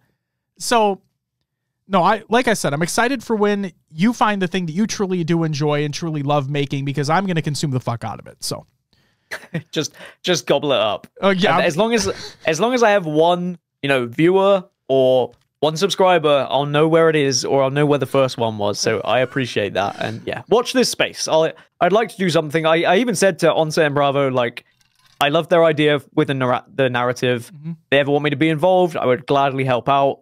They know that, so that's always cool. And they might branch out. I'm sure Bravo's mind is just a place I would like to live in for. Actually, no, I wouldn't. I wouldn't like to live in there for a day because God knows what goes on in that brain. But he has an incredible brain, as does Onset, and they're bringing up some amazing content. They have fantastic ideas. And if they ever branch out to anything that could involve me, I would do it. But at the same time, I do want to do my own things. So yeah, watch this space. Absolutely. And then just real quick about the narrative. When they came out and they announced it and they had the name, The Narrative, my immediate assumption, and again, this isn't confirmed or anything like that, but my immediate assumption and the thought that still sits in my head is that it's not going to be strictly HCS moving forward. Like, there will come a time where they're going to branch out into other things. I feel it. I just fucking feel it. You wouldn't name it that unless they were planning on not just being encapsulated within the HCS. I would love to see them do it. I mean, Mark and Andy. Andy was a prominent figure in Apex. Yep. Bravo. Mark obviously is. Bravo is involved with a lot of the behind-the-scenes stuff with Apex now, creating the content there. So I wouldn't be surprised if they eventually do, but I think Halo is a good start. You don't want to go too heavy and too hard to begin with. I even saw it was which event did we do? The Optic event. And I don't think Bravo will mind me saying this, but like every time I went back to the green room, Bravo was editing on his laptop. And I didn't get the Bravo I usually get in those moments. Like after he'd done everything and we like, you know, after hours, I got the Bravo, like one of my best friends, but he was in work mode all day. He was casting and then he was editing and then they were filming an interview. And obviously Mark was doing it as well, but Andy was doing the editing process. And I was like, man, like that is dedication. I respect the shit out of it, but at the same time, I would struggle to do that because, like I mentioned earlier, I like my downtime. I like to just relax between series and start prepping for the next. I mean, Andy's brilliant, so he's probably done prep like months before anyway, so he doesn't need it. I don't know. He was the Colour Caster of the year, but I guess so was I. Maybe I learned a lot from him. I don't know. But yeah, what they're doing is brilliant, and hopefully they do branch out because I love them both, and I wish them all of the success. They're two of my best friends, so yeah, I want them to succeed in every avenue they ever go down. Absolutely. Okay, I'm going to ask this is going to be kind of a critical question, not necessarily towards you, but more so just if you could provide context to a situation so us and the viewers at home can have a better understanding. Again, if you can provide that context. Okay. So from recent LAN events, while matches broadcasted or not have begun around maybe 10 a.m., 12 p.m., right? We've had instances of casted games not beginning until bracket play. So like basically the final pool play matches, which would indicate who's in champ bracket or who's in losers round one, whatever, those aren't necessarily casted. Okay. Are you able to comment as to why these earlier final pool play matches are not being casted via official channels? I assume it's just scheduling, but if you could provide context, that'd be great. If not, I understand. My assumption would literally be the working hours for the staff behind the scenes and the length of show. Because honestly, half the time, I'm not really sure. I just like, they tell me what time to turn up and I'm like, good, I'm there and I'll do whatever you guys want me to. Mm-hmm. Assumption would literally be the length of show and, you know, you're paying people to come in and be the admins and the whatever. Blah, blah, blah. I don't know for sure. And I will say that and I'll preface that. Like, I don't know the entire reason, but that would be what I would guess. We do have the benefit of having people like LVT coming in and casting those games. And again, like those guys are incredible and what they do is awesome. Yes. At the same time, sometimes those pool play matches are maybe not what brings in viewership. So another assumption I would make is it's probably a call of, you know, what do people want to watch, right? Do they want to watch Open Team McGee battle against the third place pool play team, or do people want to watch Optic versus FaZe? Right. Now, us as Halo fans and the lovers of the Passion Pit and the open bracket, sure, I want to see open bracket McGee against the third place team. But we might be the minority in that. And again, I'm just making assumptions that perhaps that could be a reason that they want to put the bigger and the best games on the screen and maybe save the energy and save the time on the broadcast to then just focus on those later games. It's tough. If we could, and I'm sure if they could, they would love to broadcast every single match and every single team because a lot, actually, all of the people behind the scene that I've ever met that worked on Halo bloody love Halo as well. And I'm sure they would want to see those teams on the broadcast, but it has to be some sort of scheduling thing. It has to just be, you know, let's make a cut somewhere to make sure that this broadcast can still go on. And then, you know, maybe it's there. I just want the records to show that if and when Native Gaming makes it out of open bracket at London, that Gaskin refers to you guys as open bracket McGee's. Okay, so just keep that in mind. Okay, that is them. You know what? We are getting to the point, right, where the open bracket teams are a lot more exciting than they once were.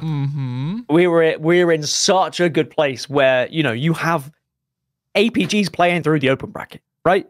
Like, that's cool. It wasn't always that way. And historically, I think there have been times where those matches were shown and they were duds, right? Yeah. 3-0, 3-0, 3-0, 3-0, 3-0. Yeah.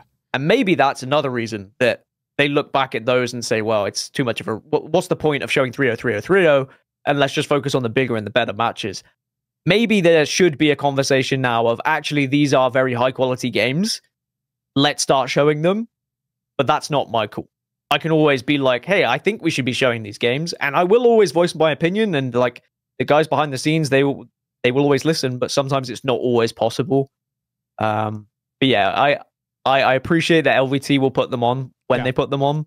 But hopefully, if we can get a boom of Halo Esports, right? And if Halo Esports comes back up and fires through and everyone's watching it, maybe then there'll be more time on the broadcast. Maybe we'll then get more staff that can come through. Maybe then there's more money so that the broadcast can go on longer. You know, there's so many different things that happen behind the scenes that even I have no bloody clue what's going on. So even I'm just making assumptions. Let alone what you guys think at home. You're just like, oh, they just hate these teams, right? Well, they don't want to see... Who cares about the shitty open bracket teams? Oh, the casters hate... The casters don't even want to cast. The casters are just in the pool. Yes, I might be in the pool, right? But that's just because I've not been called in and I've not been given that job.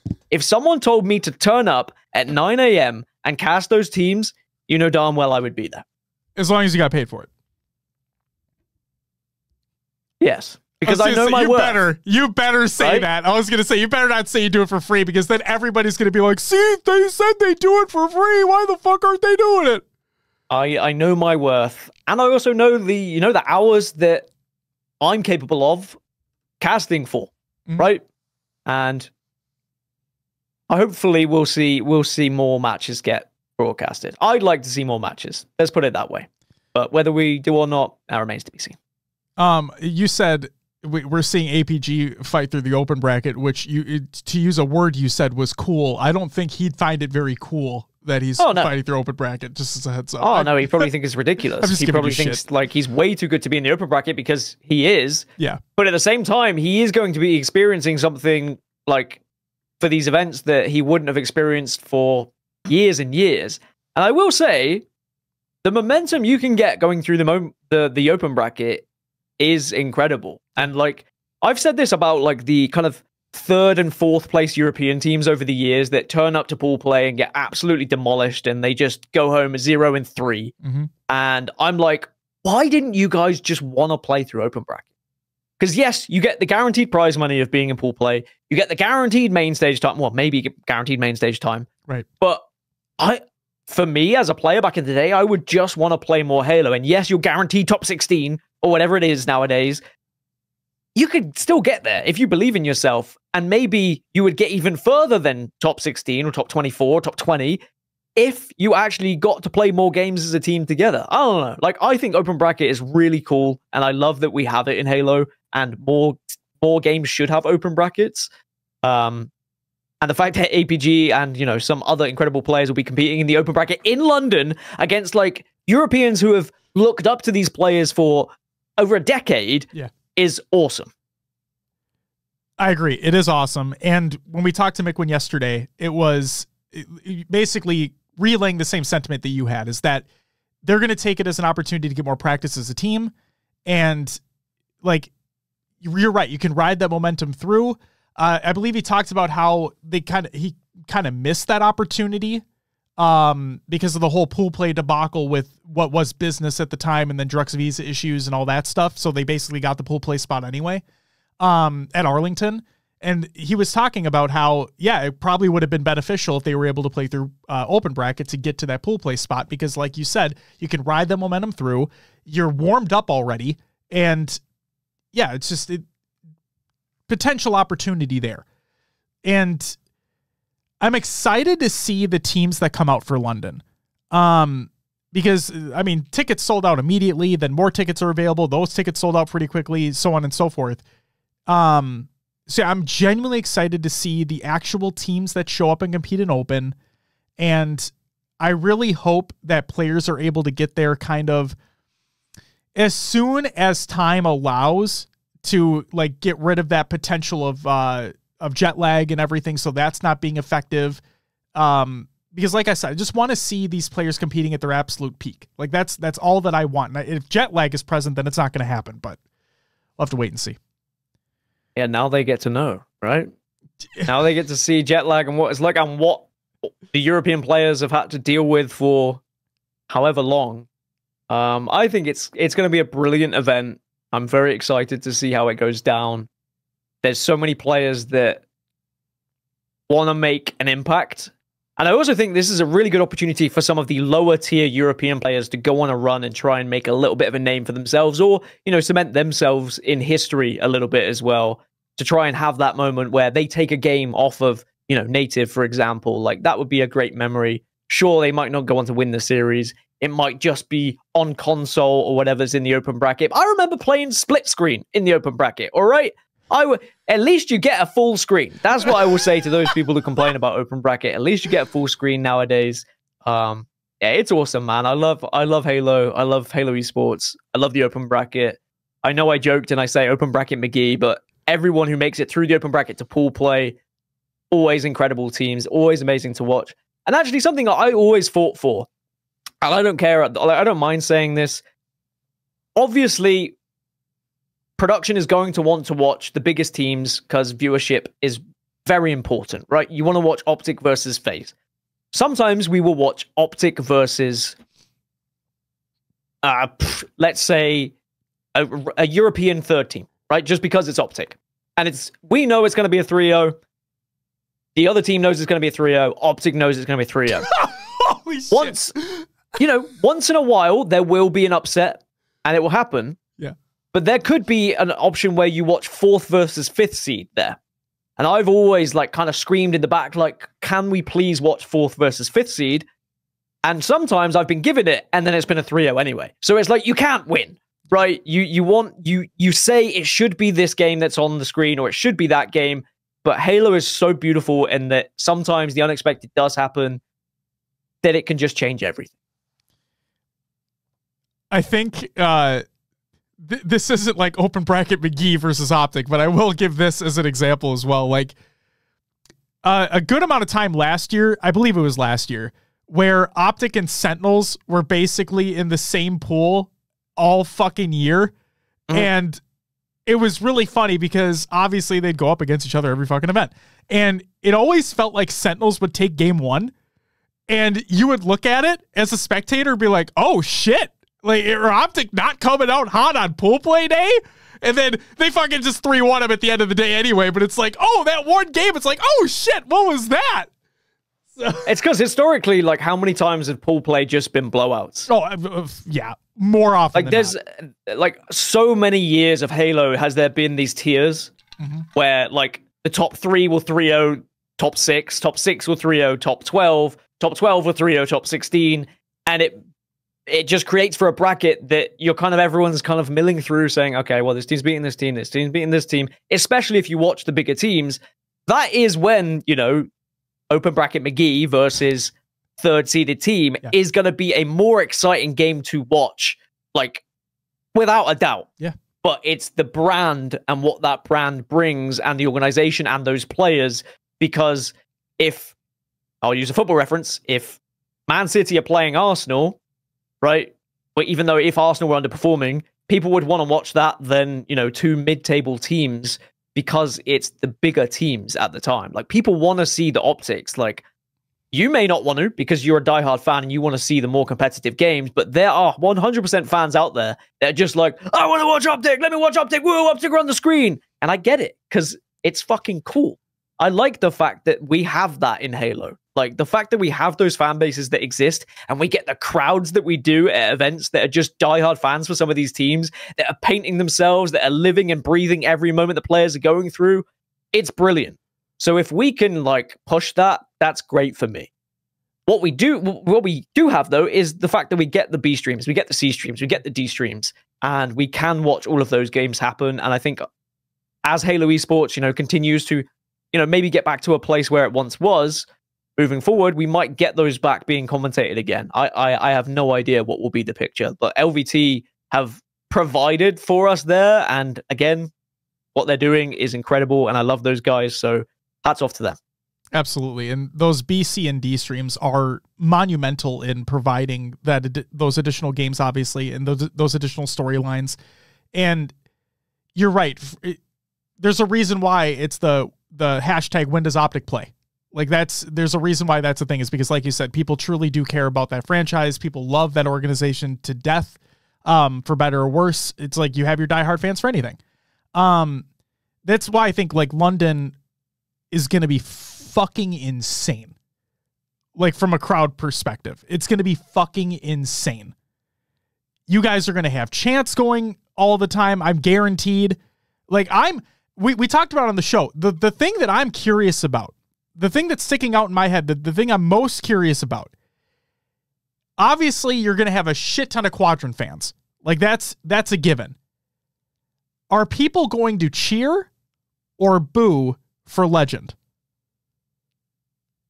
I think you have to cheer him, right? I think that as long as Quadrant aren't going up against him, yeah, people will support him because he is still European. So he still has that fan base behind him. And also SSG are a really, really cool team and an incredible org. Yes. Who give the best merch, or provide the best merch, should I say. Like, they are wonderful organization, an amazing team. And I think that adding Legend was such a risk. Mm-hmm. And I'm so glad that, when they got the opportunity, he lifted that trophy. Even if they never do it again, I'm just glad he had that moment and that the risk was worth it, right? Absolutely. So yeah, I can't wait to see. I can't wait to see what happens at London. It's going to be an unfucking believable event. Dan, who's the biggest diva and why is it Shurzy? Shurzy, the Irish folk, you can never trust him. He asks for only red Skittles in the green room. He's one of those guys. He's like, I'm not going to have any other color except red Skittles because he's a Manchester United fan. He's just one of those guys. He has to have room temp water. Like, he's just one of these people, I don't get it, but, I love him either way. All right. That's valid. Jesus Christ. What is your dream event to cast, and who are you casting alongside? Wow. I've had a lot of incredible commentary partners. Mm-hmm. I even actually had an incredible moment at Apex. I got to cast with my girlfriend, Glitter Explosion. Like, that's the first time we've ever commentated together. So that was really cool. That's sweet as fuck. And it was just by chance because Onset was sick. So it just kind of like fell into place. And I was like, wow, this is like a special memory that we have. And yeah, that was cool. Ideal event. I've never... Oh, actually, no, I have. I haven't done a big grand final in Halo yet. I've done European grand finals. I've done Halo 3 throwback finals. But I've yet to do like an official big HCS final.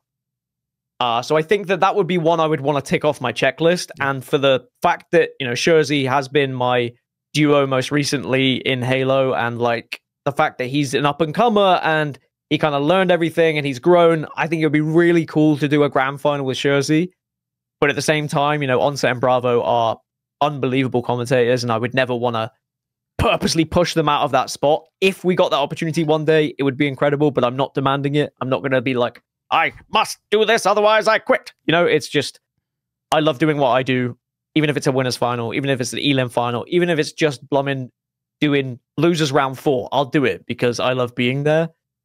But I think a grand final with Shurzy on an official HCS show would be great. I know we did it in Valencia for the European major, well, European minor, whatever it was at the time. Yep. But it would be cool with a proper big one, and you know, maybe London coming up. If it happened there, great. I don't think it will, because when Onset and Bravo crush it as they do, you'd expect them to be on grand finals, right? They are just, hearing their voices and what they do is unbelievable. I'm always there to tag in. You know, if one of them gets sick, hey, I'm there. Need me? I can do both. I've done play-by-play. I've done color. Hey, Mark, we work together. Hey, Andy, we work together. I can be there. I'll throw Jersey straight away down the bin. Jersey, who's he?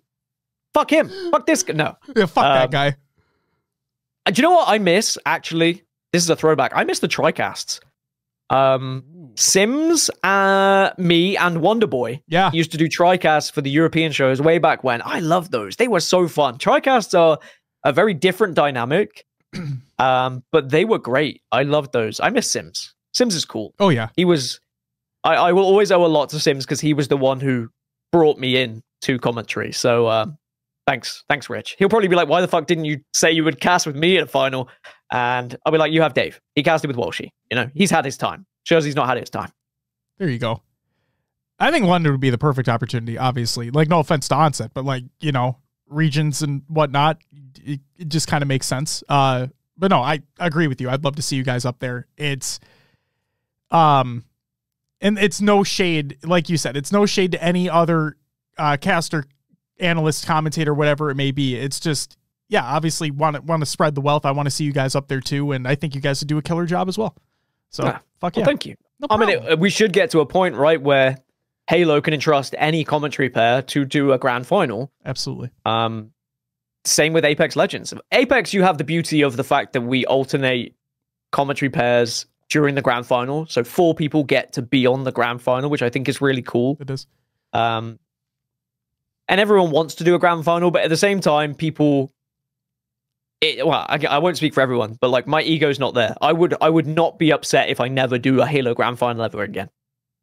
I honestly wouldn't care. Jersey, I can't speak for him. I think he would like to have that, you know, because he's never done it. I've done it in other games, so I've had that moment, that cool moment of doing a grand final.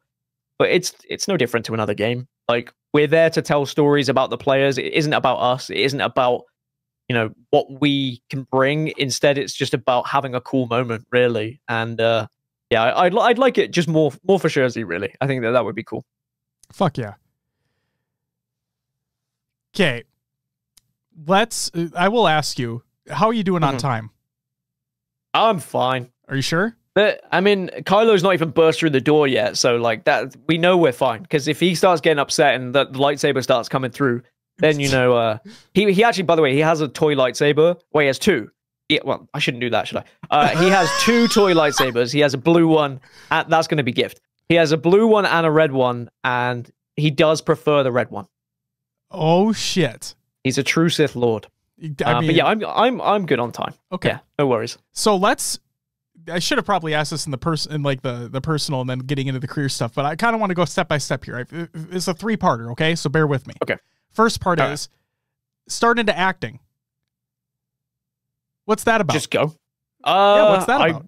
I was a theater kid. I used to love drama at school. And then I went to university and I studied performing arts and recorded media. So I did learn a lot of valuable stuff, actually. Like, people will get degrees and they'll be like, but it didn't, you know, do anything for my job. I actually think that performing arts and recorded media, I learned a lot about behind camera stuff, but also on camera stuff. I did a workshop with the BBC where I had someone talking in my ear whilst I was reading something. I cannot stress enough how important that was, because when producers are talking in your ear and you still have to say a coherent sentence, very difficult. And a lot of, well, a newer talent will struggle with that, because as soon as someone starts talking, they'll stop. And to be able to still kind of flow and actually say things that make sense. And I'll be real with you. Sometimes I don't know what I'm saying when I've got someone talking in my ear, because my brain's there. And I'm like, I hope I'm saying something that's right, but I know I'm saying words. And Jersey's nodding at me like I'm saying good things. So that's all that matters. But yeah, I loved acting. So I did performing arts. I wanted to be an actor. That was what I wanted to be when I was a kid and when I was growing up. And I guess I'm on camera. I'm in front of camera. I'm not a character, but I can be a little bit more of myself sometimes. I don't know. Yeah, that's me. What was your favorite production you were in? Probably Little Shop of Horrors. If you know Little Shop of Horrors. I was the dentist in Little Shop of Horrors. It's a musical. Look it up if you haven't seen it, and look up the dentist. Very cool character. And that was probably one of my favorite ones. Yeah, I remember singing on stage, and actually my sister, that was when my sister filmed it, and actually I'm annoyed because she doesn't have the tape anymore, and I thought it'd be really cool to have. But she said that was the day she was like, he's going to make it somewhere. He's actually good at this acting thing. I know he's liked acting, but that was when she said she realized that I was actually pretty good at being on stage as a presence. So that was pretty cool. That was a nice moment. Was it school that got you interested in those sorts of things, or was there like a movie or a play that you had seen that really like opened your eyes and be like, oh shit, I want to do something like that? Yeah, tough to say. I think I came from a theater family. Like my parents did pantomimes. Do you know what a pantomime is? No, please explain. Let me get the official Google definition of a pantomime, because it's a very English thing. A dramatic entertainment originating in Roman mime, in which performers express meaning through gestures accompanied by music. Now, it became mainly entertainment for children, where it would be like slapstick comedy based around like fairy tales almost. Like it would happen around Christmas, and you would get like, it would be a joke. It would be like Sleeping Beauty and the, I don't know, Horny Prince. I don't know, like something like weird like that. But it was like real slapstick comedy. You would often get a dame, which was a man dressed up as a woman performing as like a female lead, and sometimes the other way around, a woman performing as the male lead. And both my parents did that and like loved doing that, and it was one of the things that like brought them together.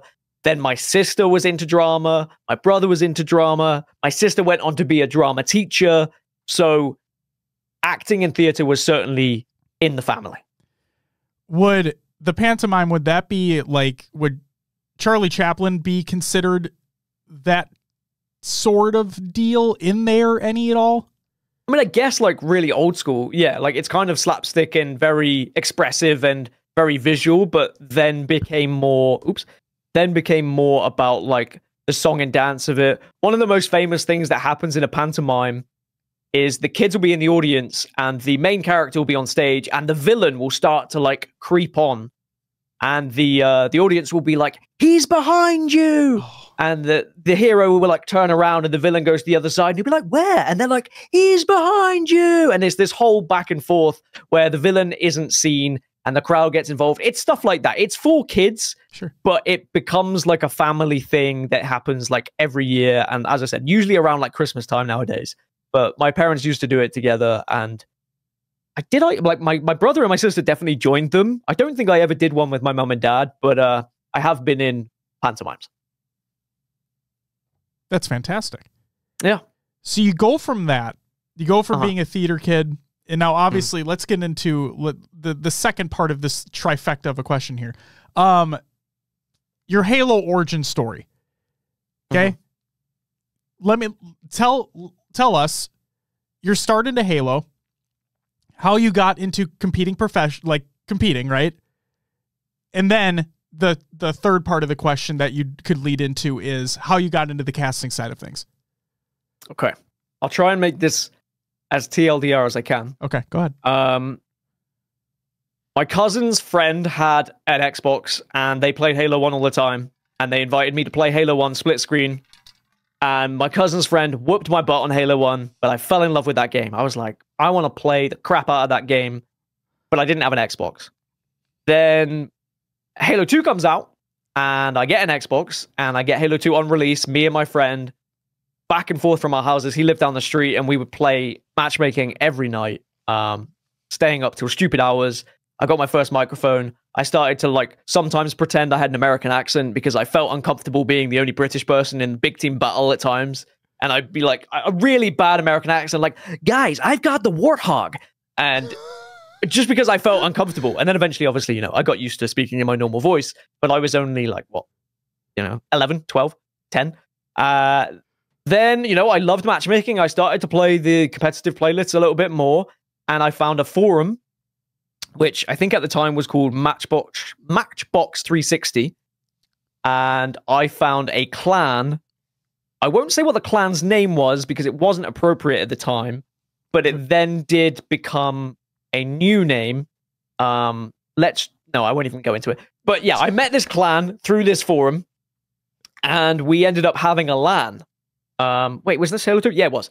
And players that were very kind of successful in Halo were actually part of this clan. Like, they were successful Halo 2 players. A player called Sacred, who you probably wouldn't know, but like the likes of Lethal would have played up against him quite a lot. LA1 would have played up against him a lot, like really big European players.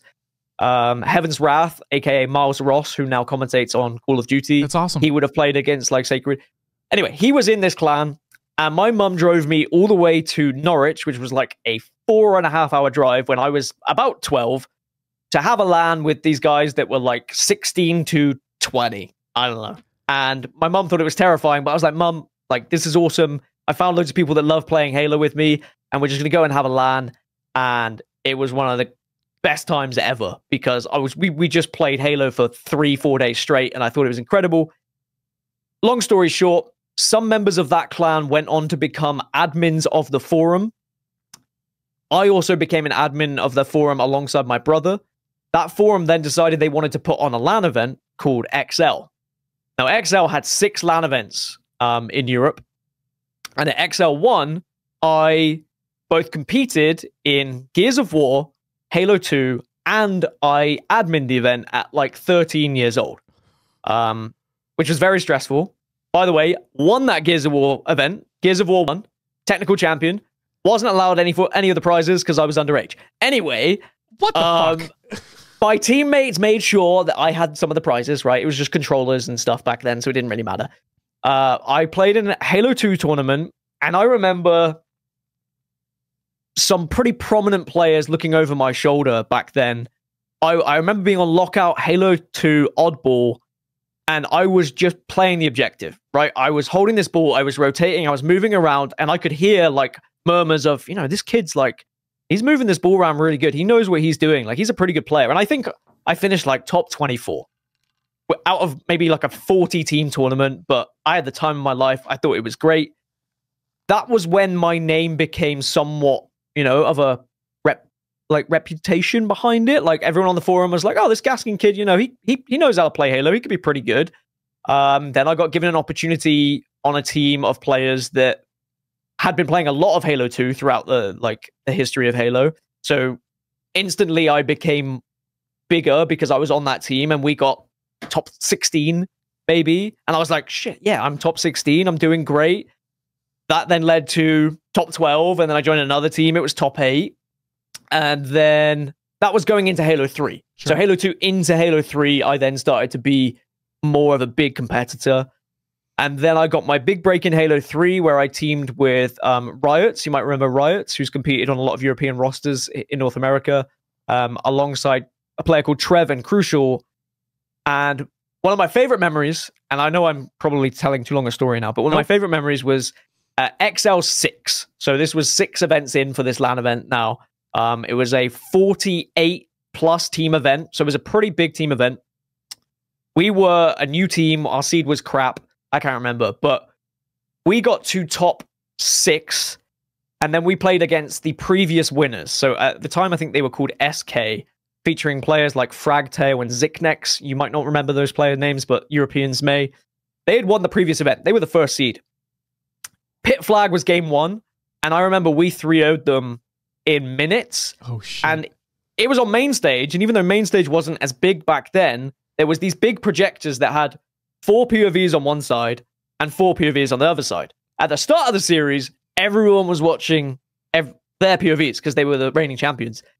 We won that Pit Flag game, and everyone shifted in the room to watch our POVs. And I remember seeing it, and I was like, this is so cool. We went on to beat them. I think it was 3-2 in the end. A 50-49 amplified Slayer. Wow. I remember like that feeling was like nothing else like in competitive gaming for me. I remember like throwing my chair off the stage as I stood up. Our coach was going mad, and we ended up finishing top 3. Like, we beat them, and then we lost sadly in the winners bracket and the elimination bracket final. But that was then like me being put as a solid European player. I then carried on throughout Halo 3, Halo 4 as a top 4 player. I did momentarily leave for Reach. I didn't play Reach because I went to university following my drama stuff. Came back for Halo 4, got back on the top 4 team. Then Halo 5 came around, and I was going to play, and I probably would have played with the similar guys that I played with where I had been on a consistent top 4 team. And, you know, if you think about it now, top 4 European teams are getting, you know, into the North American scene and getting into pool play. So it was pretty good to be placing top 4, albeit not as impressive maybe as some of the guys now. Halo 5 came around and Sims reached out and he said, hey, look, I'm looking for someone to commentate with.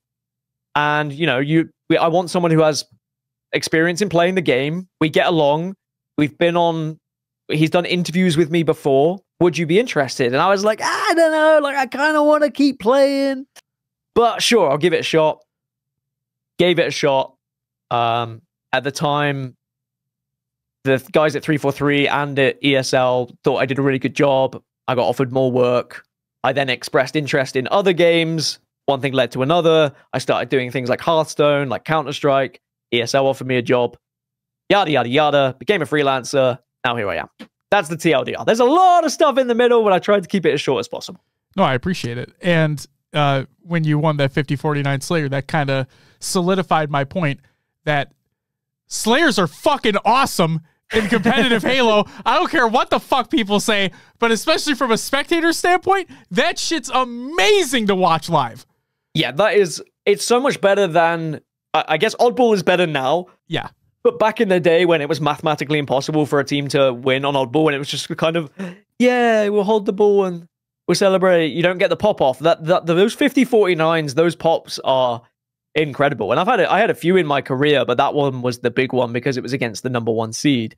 And Halo in Europe wasn't as big back, nowhere near as big, like in terms of like prize money and everything like that. But team attendance wise, like we had some good numbers back then. And when I was on Infused Gaming, there was the talk of us going to MLG and competing at MLG, but sadly didn't happen. And I always will be very sad that I didn't do that. That's one of my biggest regrets. My second biggest regret is I had the opportunity to coach Power Gaming when they competed in North America, and I turned it down to continue playing. That was a big regret because I could have gone to MLG. I think that the fact that now I do what I do, I don't mind it as much, but I think I really would have kind of kicked myself had I not taken that opportunity and not been where I am today. Well, I think you have, continue to make a name for yourself, obviously, outside of playing in the commentary space, and the fact that you're doing it in so many different titles. And I've been gassing you up earlier on as well, but like, seriously, like you do a killer job in everything that you do, and everything that you touch is just, it's amazing to watch. It's amazing to hear. And I'm glad you are where you are now.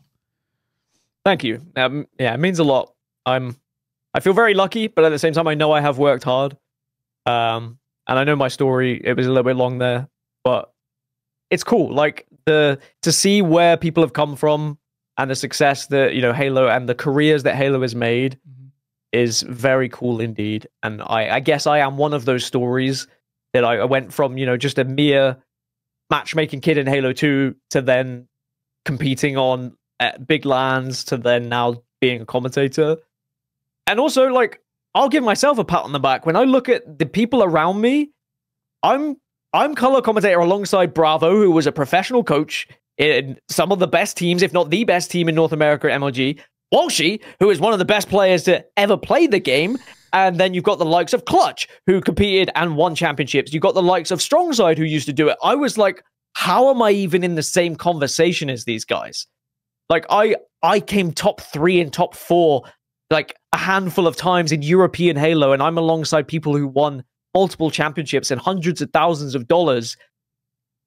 Yeah, I'm proud. I'm very proud to be where I am and to be alongside these people that I now get to call my friends. As you should be, because you've earned that spot, and it clearly shows that you're very good at what you do and you put the work in. Like that's what it looks like to me from the outside. So absolutely pat yourself on the back. You deserve it. And then you have the likes of, like you said, Clutch, who didn't drop the ball when he should have. So, I mean, maybe that's something that he regrets. You know, sometimes I'm grateful that a lot of my gameplay wasn't on the big screen, you know, because boy, did I make some mistakes. And you know full well that lives with him. And the fact that people bring it up, like, must be so annoying. Oh, sure. So annoying. Because I can replay, like, mistakes I make when I'm playing matchmaking for a night. And I'm like, damn, I wish I had, like, shot that guy or I'd meleeed that guy. So I do feel bad when people bring it up. But at the same time, you have to, right? It's just, it's part of the culture now these days. It's part of the culture. It's part of the history. It's an iconic moment. And it's nothing against fucking Wes. He's amazing. Like, yeah, it's just, it's an iconic moment that you look back to.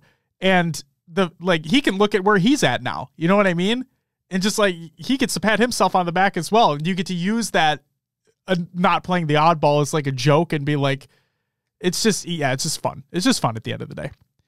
Talking about your come up and whatnot, not to like talk, I'm jumbling over my words right now. Fuck me. Not to talk ad nauseum about this show, but we've been doing this for over 6 years now, right? And we've been following competitive Halo and watching competitive Halo as a spectator for years and years and years, decades now at this point. Halo Esports has been around for around 20 years, showcasing talents within multiple different titles, sandboxes, metas, etc. I've been thinking about this personally for a while now, and I want your answer to this. What, in your opinion, makes Halo Esports so special? I think the history of it makes it extremely special. The length of which some of the players have been competing. But also, it's just a game that works. It is a game that works to watch. It is exciting to watch, no matter the iteration of Halo. I know people won't like certain Halos, but Slayers and the objective game types that we have are exciting to watch, and we have great players. It's just a good game. If you played Halo growing up, you know what a good game it is. Put it in a competitive environment, it just works. That was a beautifully concise answer. That's fantastic. I don't think you need to get any further into it, right? If you start to look at the intricacies and everything, you can get jumbled up on what is successful and what's not been successful. Ultimately, it's just a game that is fun to watch. Even the people who haven't watched Halo for a few years and a broadcast comes on and they see it on their screen, they go, oh shit, that's Halo. Let's watch this for a little bit. And they're like, huh, this is pretty fun. Because it's at its very core, it is still the same game you were playing when you were like 12 or 13 years old. Like, it is still an arena shooter that works in that way, and it is why it has the length that it does. Same reason why people like Counter-Strike, because Counter-Strike is just a good game that is good to watch, and I think that Halo will always have that, and it's why you said, you know, Halo Esports, it's going to die eventually. I hope it doesn't. And I know you hope it doesn't. Obviously, you hope it doesn't as well. I'm not saying that you are willing the downfall of Halo, but we've seen Halo go through the dark times. You know, when we had the Halo 3 throwbacks and we went between games, and we might not get another Halo game. We might get another Halo game. We were hoping there was going to be a battle royale. Maybe there will. Maybe there won't. We don't even know. But Halo is so core to so many people that I think it will survive. Even if it's not huge, it will still be there. And yeah, it's a massive part of my life. So I really appreciate that Halo exists, and the people that I've met through it is, yeah, unbelievable. I agree with you. And thank you for that clarifying point too, because you're right. I don't wish for the downfall of it. It's my favorite franchise of all time. Like it always has been. I've made lifelong friends because of this franchise, and made memories that'll last a lifetime as well for this franchise. And for me, one of the biggest points that always sticks out in my mind as to what makes this esports so special is like when you're watching it at home or you're watching it at the venue and you get the goosebumps and your heart starts racing because an incredible moment is happening on screen, and you just think to yourself, I fucking want to go home and try that.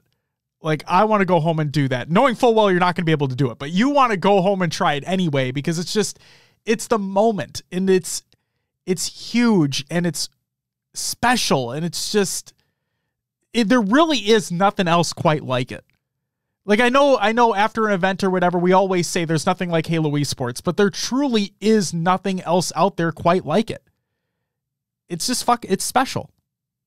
It's so special. And it's one of the reasons why I started working on Apex was the first game, maybe ever, that gave me the feeling that Halo did when I played it. Like, whether that's the adrenaline rush, whether that's the feeling of the team fights, whether that's the movement, I don't know what it was, but I was like, this feels like what I felt like when I was a kid when I was playing this game. And that's another reason why I love Apex. Turns out, there's a lot of people who were a part of Halo that worked on that game, so I'm not really surprised, because Halo has paved the way for a lot of video games and a lot of arena shooters, and people know that, we know that. But Halo is Halo, man, and it will always be real, it will always be our love. And like I said, I think the history of it is also important, like the MLG days and the era where we were all kids watching it on MLG TV or whatever. Like, it was wicked. Like, you're wearing a straight ripping hoodie, right? I have a straight ripping hoodie in there. It's like the fact that back then straight ripping was so cool, and then suddenly I'm friends with T2 and Strong Side. Like, that blows my mind. But that's because it's Halo. Halo's cool. It brings people together. It's wicked. I love it.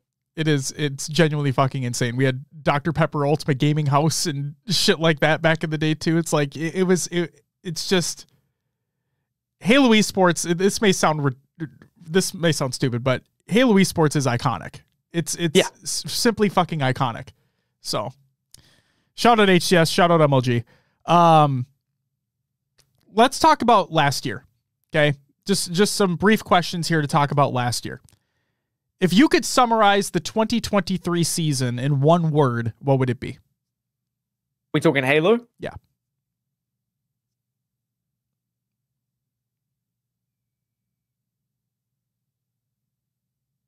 Historic. That's a great fucking word for it. It's a great fucking word. Now, I'm going to go on an assumption and say it's Quadrant taking fourth at Arlington, but I will ask, what was your favorite moment from the 2023 season? Sometimes it will be things that I've commentated on purely because, like, I feel like I've been involved in that experience. Was it last year that Chick got that overkill? Or was that the year before? No, I think... Might have been the year before. Oh, shit. Might have been the year before. That was on Livefire, right? Yeah. I think it might have been 2022. I don't know for certain. I feel like an idiot now. I don't remember. I know, right? It's literally me right now. Anyway, I don't remember. Like, my point is, like, moments like that Chick overkill, will always live with me, because it's hard sometimes to be proud of your commentary. But like we spoke about right at the start of the show, is those commentary lines can sometimes make a moment. And I'm not being arrogant to say I made that moment, but I am very proud of what Shirsley and I added to that moment. And that will always live with me. So, like, stuff like that is really cool. But yes, Quadrant winning and knocking out Optic was probably, a very special moment for any European Halo fan. So yeah, it would be that.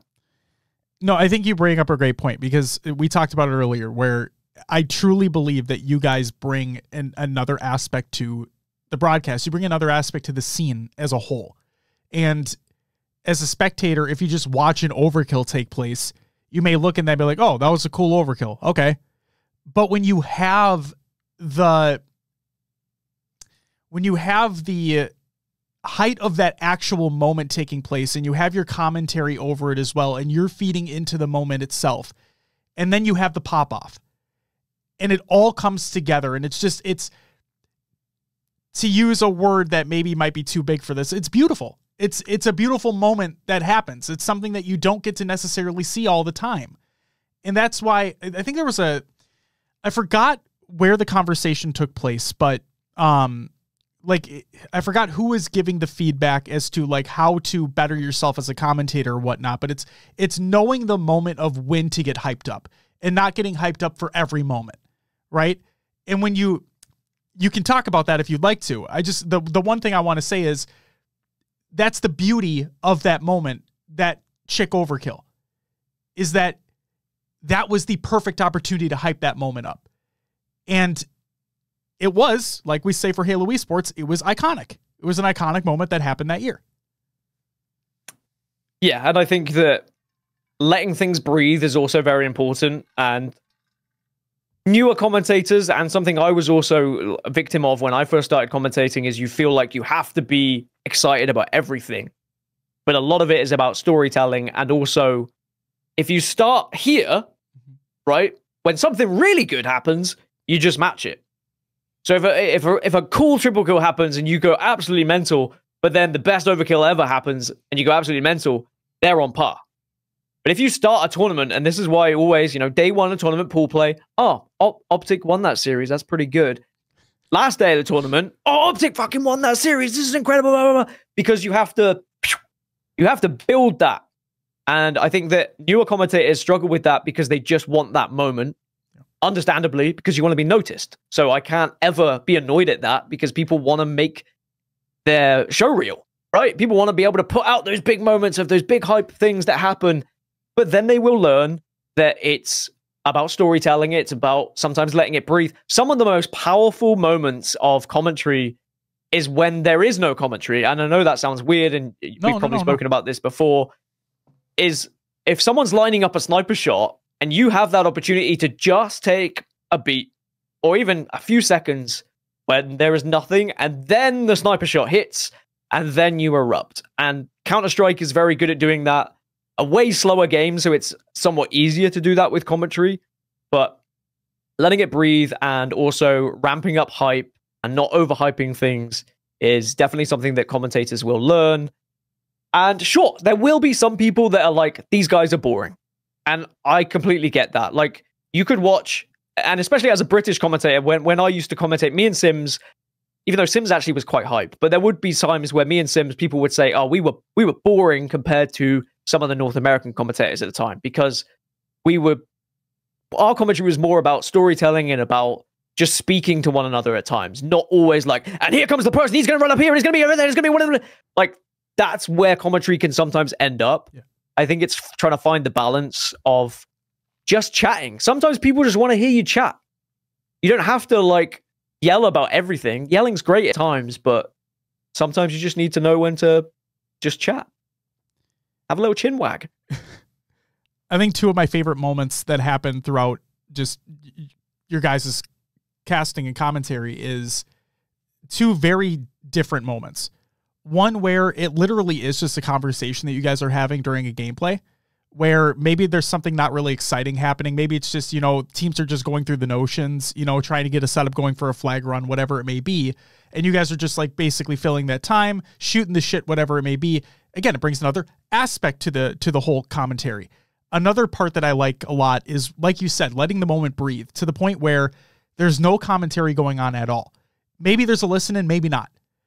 But you hear, especially on LAN, right? Well, only on LAN at this point in time. Like, you would hear, you have a player that has sniper, and they're, like you said, they're lining up a sniper shot, and you hear the crowd in the background go, oh, and then when the sniper shot goes off, and they all scream, right? It's two very separate moments, but letting that moment breathe, and then you guys hop right back on and say how incredible that moment was, so on and so forth. It's just, it's electrifying. It's awesome.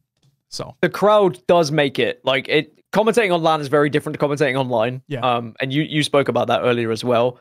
Like, we feed off the crowd. Mm-hmm. If I can be silent, and you know, if I hear a chant for Optic, there will be times where Jersey and I will just look at each other and we acknowledge we're just going to shut up for 5 seconds whilst we hear the chants happening, because it's kind of cool as long as we have crowd mics.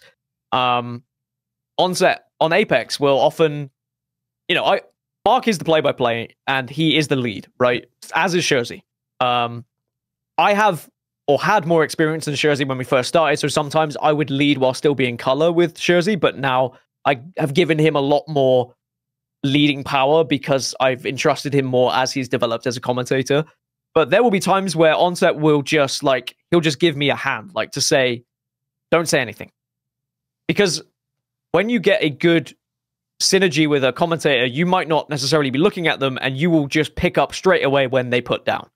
And you get in that flow of, like, you're talking, oh, yes, I'm going to go off your point, or you want to break now, so I'm going to start talking type thing.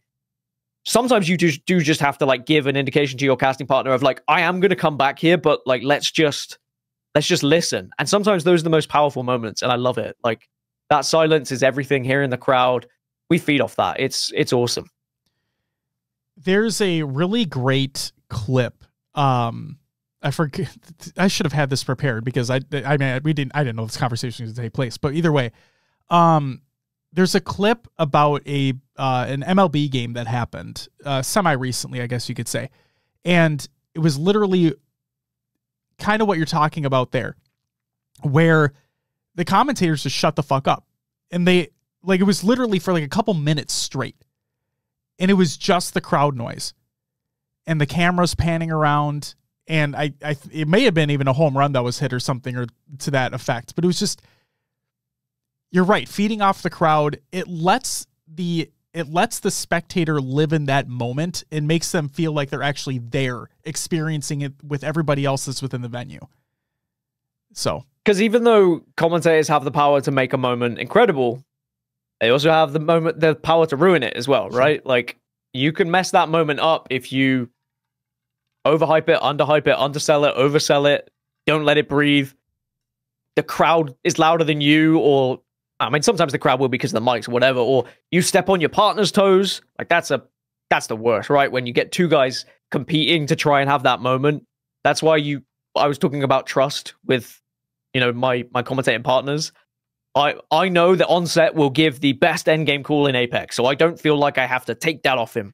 I know that Shurzy will give the best endgame call, but both Shurzy and Onset know if that fight or that moment goes on too long and they are rambling, I can also give that moment. They trust me as the color commentator to still provide that moment for the audience, and trust is everything in a commentary partner. And that's why I think having pairings is so important and so crucial for developing as a commentator, because you learn what you can achieve as a duo.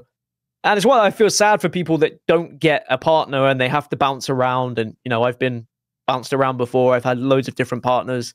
I've had some that I don't trust. I've had some that I do trust. I've had some that are incredible. I've had some that are learning, and it's really cool. It's such a cool job to be able to just commentate about video games. And it's from outside looking in, people are just like, I just talk about video games, but there's a lot that goes into it, and I don't think people realize that.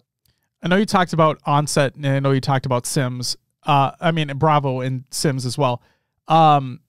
Is there any other traditional sportscaster commentator that you looked up to? Honestly, for color, probably not. Okay. I think that a lot of color commentary comes from ex-professionals in the field. And there's no one, they're all great. There's a lot of great ones, but there's no one who are like, I want to be that guy. Yeah, I kind of learned through esports. I think that I looked up to more esports commentators than I did sports commentary. And even though there are, incredible sports commentators, actually, you know what? I take it all back. I take everything back. Take it all back right now. Delete the VOD. Wrestling. Okay. Michael Cole in wrestling, JR. Wrestling commentary, I think, is where esports commentary should be, or at least the closest to. Sports commentary is very different, very professional. Wrestling commentary, they let loose a little bit, and it is the kind of the wows and the drama and the storylines behind it. I think I looked up to wrestling commentators. Yeah, I think that is, if I'm going to look at anyone, it would be them. Well, I dropped off wrestling years and years ago. I used to watch it as a kid all the time. I remember begging my parents to buy me, I forget which WrestleMania it was, but they bought me a WrestleMania on pay-per-view for the first time. First ever pay-per-view I got. So it was the big moments when I was a kid, right?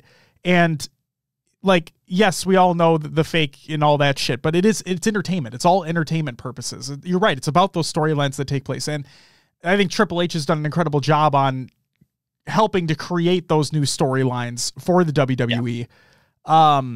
And so I love that. I love how you fucking made me delete everything, and I'm not going to do that, by the way. But the fact that you brought it all back and you're like, no, it's wrestling, because you can put the two side by side, like esports commentary and wrestling commentary, be like, oh shit, there are a good amount of similarities between the two. I love that. That's a really good point. That's a really good point. I encouraged when Scherzy was like getting into Halo a bit more and he started doing HCS work. I know he'd already done a lot of commentary for Europa Halo. Yeah. So I didn't baby him like he'd never done it before, but one of the things I said to him was watch more wrestling and just listen to the commentary, because their timing, the way they work together, the way they bounce off each other, sometimes the hero and the villain, the way that they will talk about the wrestlers in building their storylines and their history, it's all very comparable. And I've certainly learned a lot. I don't know if Scherzy has said he's watched it, and like I know that he watches wrestling every now and then. I don't know if it's helped him or not, but for me, and being a big advocate of Golden Boy as a commentator and as a host, he is a massive wrestling fan, and he would agree with me that, you know, wrestling commentary is brilliant. I think that a lot of people could learn a lot from the likes of Michael Cole, who is, in my opinion, one of the best commentators of all time in wrestling, if not the world. So yeah, he's brilliant, and you know, the notes that they make and the preparation that they have is unbelievable as well. Fantastic. I know I kind of got off the rails, as is typical with this thing. To talk about the 2023 HCS season, what was your biggest surprise? Is it just Quadrant again? Okay. Like, at that point, is just the 2023 season word Quadrant? Is it Europe? I think that would be the biggest surprise. I guess seeing what developed when, you know, FaZe made the change was a big thing for Halo. Yeah. You know, you always get your big moments that happen, and when a player gets dropped of that magnitude, you're like, shit, it's just gone down. Like, this is going to change everything. So I guess that, like, that was pretty shocking. Was that the question? You asked me what was the biggest shock? Yeah, biggest surprise, yeah. Yeah, biggest surprise.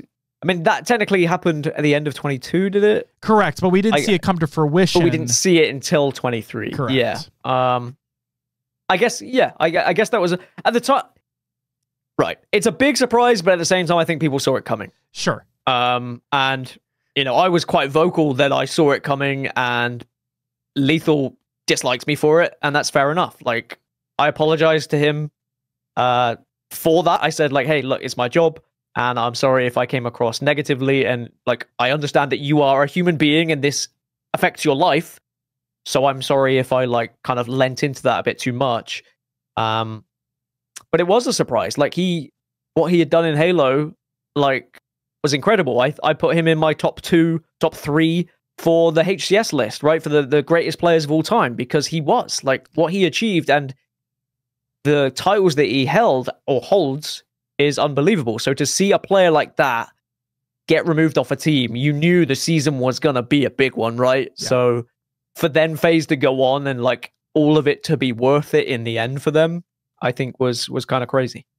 Be careful bringing up that top 25 list. It's a very sore subject. It is a sore. I'm equally as upset about it as you are, because, you know, we got a lot of grief because people were like, what the hell is this list? Who's put it out there? And I wish I still had my list, because it was a form that I submitted, right? So like, even though I did, like, I will tell you all, I did my research. I spent days, if not weeks, looking at statistics of placement, of kills, of assists, of objective. I wanted to make sure that I did this thing right, because I felt honored to be a part of the judge panel. Yeah. And I do feel let down with what came out. But at the same time, you know what? Like, it was just a moment to celebrate 25 incredible players. Mm-hmm. Everyone's going to have different opinions. Maybe someone on the panel valued a game more than another game. It's like if someone made a top 25 basketball list, or if someone, like, there's different eras and everything like that. Yes. I'm confident in my list, and I think I was true to the community. But at the same time, I don't feel like I need to explain myself to anyone. You know, it's just one of those things that, like, just know I did put in the research, and what I believe to be my top 25 was true to me. I wish as a committee we were able to talk to one another, right? Rather than just submitting a form. I think that would have made it a more fair list, and we probably could have been like, actually, we don't think that player should be here. But I will say again, we celebrated 25 incredible players, and further onward, it doesn't really matter at the end of the day. It was a cool thing that we did. Should it have been done differently? Yes, but it's not the end of the world. No, and I was literally going to say, you don't have to answer to anybody. Like, it's literally, it's like, your own fucking That's the thing. list. I'm always happy to talk about it. You know? Like, you know me. Yep. Some people don't know me. Some people just see me cast, so they don't get to chat with me. Like, I will always be honest, and I will always chat about whatever. I'm proud of what I do, and I think I put, you know, the research that was needed into that list, and I will stick by the numbers and the placements and where I put people. Like I said, go talk to him. If you see him at an event, go talk to him. Go talk to everybody. They're all very friendly, and they love talking about the game that we love.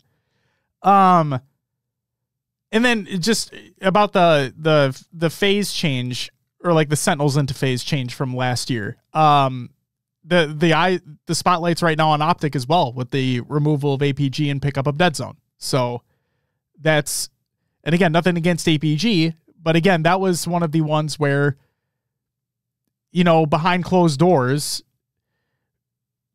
there was a lot of discussion around, is APG going to be the one to go? Because it kind of, when you look at the team, they were 2 games away from winning Worlds. 2. And like real quick, I predicted FaZe were going to win Worlds last year. And I was in the bathroom at Worlds, just doing my thing, right? Washing my hands on the way out. Shut up. I was taking a piss. Okay. Shut up. I was taking a piss. All right, just checking. Yes. Yep. Fuck you. So I'm on my way out, and a buddy of mine is also in there. We didn't go in together, so don't just shut the fuck up. So he sees Gentleman is standing towards the entrance, and he's like, "Who do you have winning?" And I said, "Oh, I have FaZe winning the tournament." And he's like, "Oh, okay." And my buddy's like, "Boo." And I'm like, "Yeah, fuck you, whatever." I did my research, like you said. I do my research. I base everything on things that I see, things that I think, blah, blah, blah, blah. Guy looks at me, he's like, "Oh, okay. Yeah, that's perfectly fine. I'm APG's dad." I'm like, "Oh, fuck me," right? All right. Nothing against your son or anything, but like, yeah, I still have FaZe winning the event. Sorry, dude. So it's like, you know, it's a really stupid story, but either way, that's pretty cool story. Thanks, man. But no, I have nothing against APG. It's just when you put your analyst hat on and you're looking at the landscape, the fact that they made it, I wasn't even expecting them to make a change in the first place. So the fact that they made one, I'm like, okay, this one's going to be looked with fucking under a microscope. That's what this is going to be. It's going to be the same exact fucking thing with Sentinels FaZe, because, you know, we'll see if Optic are able to win an event. That's the goal, right? Why the fuck make the change unless you plan on winning Worlds again? It's the sad reality of not coming first. You feel like you need something else. Yeah. And you may just take a step to the side, right? Yep. I think APG is an incredible player. And as an objective player myself, you know, I told you my history. Like, I was an objective guy, objective kid. APG is more than that. I see his gameplay and I'm like, he's not just the ball guy, right? Like, you might not get to see his POV as much because he might not be picking up the flashy weapons, but he was certainly doing the important stuff. And Dead Zone does that as well. And the trouble is with anything that involves competitive sports or esports, when it does not succeed, people demand success. And sometimes that means making a change to appease people, whether that be management, whether that be someone on the team, whether that be the fans. Sometimes it has to happen and someone has to go. And sadly, like, that was the case for APG. That was the case for Lethal, right? And it's always sad because you become attached to these players as part of that team because you know they're friends and they've been friends for years. But then to see that happen, that friendship can just disappear like that. And it happens in real sports as well, when a manager will stop picking a player, for example, or sells a player or buys a new player. Like, it's crazy, man. But it shows how big esports is, that these decisions are being made, and also the money that goes into some of these changes as well, how far we've come as esports. So it's sad, but also really, really cool at the same time, you know? And I wish all the success for any player that gets dropped, because also, storyline-wise, you get to be like, wow, this team now gets to play against this team, and he used to play for that team, And sure, we beat a dead horse with that, with Lethal going up against FaZe, right? Yeah. It was, can he do it? And when he did do it, I felt like that story, we kind of were able to give up on it, right? Yep. We'd hammered it home that yes, he was dropped. Yes, he was playing against his ex-teammates, because it made the viewers care, or at least I thought it made the viewers care. Maybe it didn't. But at the same time, it was the storyline, previous teammates. Finally, he achieved it. And then right now it's kind of in the past. It still exists. There'll still be a sprinkle every now and then if something happens. But ultimately, it was a pretty cool thing that happened. Just sad for the player that gets dropped. I've been dropped. I was dropped once right before Halo Reach came out. I was on a top Halo 3 team, I'd say. I got dropped, and that team went on to win a Halo Reach event when I went to university. That sucked. I was like, that's really shit. I could have been that guy. I could have won that event. And that's what made me come back and play Halo 4. And then I get back onto a good team. And like, these things will spur people to play more. And it's just sad that, it's more widely publicized, right? People talk about it and people make videos about it. And there's live streams about it. So it kind of sucks if you're that person getting dropped. Talking about like what APG brought to Optic, what Dead Zone brings to Optic at this point. Like it's funny. You say you watch the games, you watch what they do during. You don't just pay attention to the scoreboard, Dan. No, most of the time, I don't even watch. I just turn around and stare at the crowd. Oh, and perfect. I hope that just the crowd's excitement. That's how I base my color analysis. Yeah, I'm like, they're getting excited about this player, so I'm going to start talking about that. Great. Thank you very much for that statement, because God damn it. What was your biggest disappointment of the 2023 HCS season?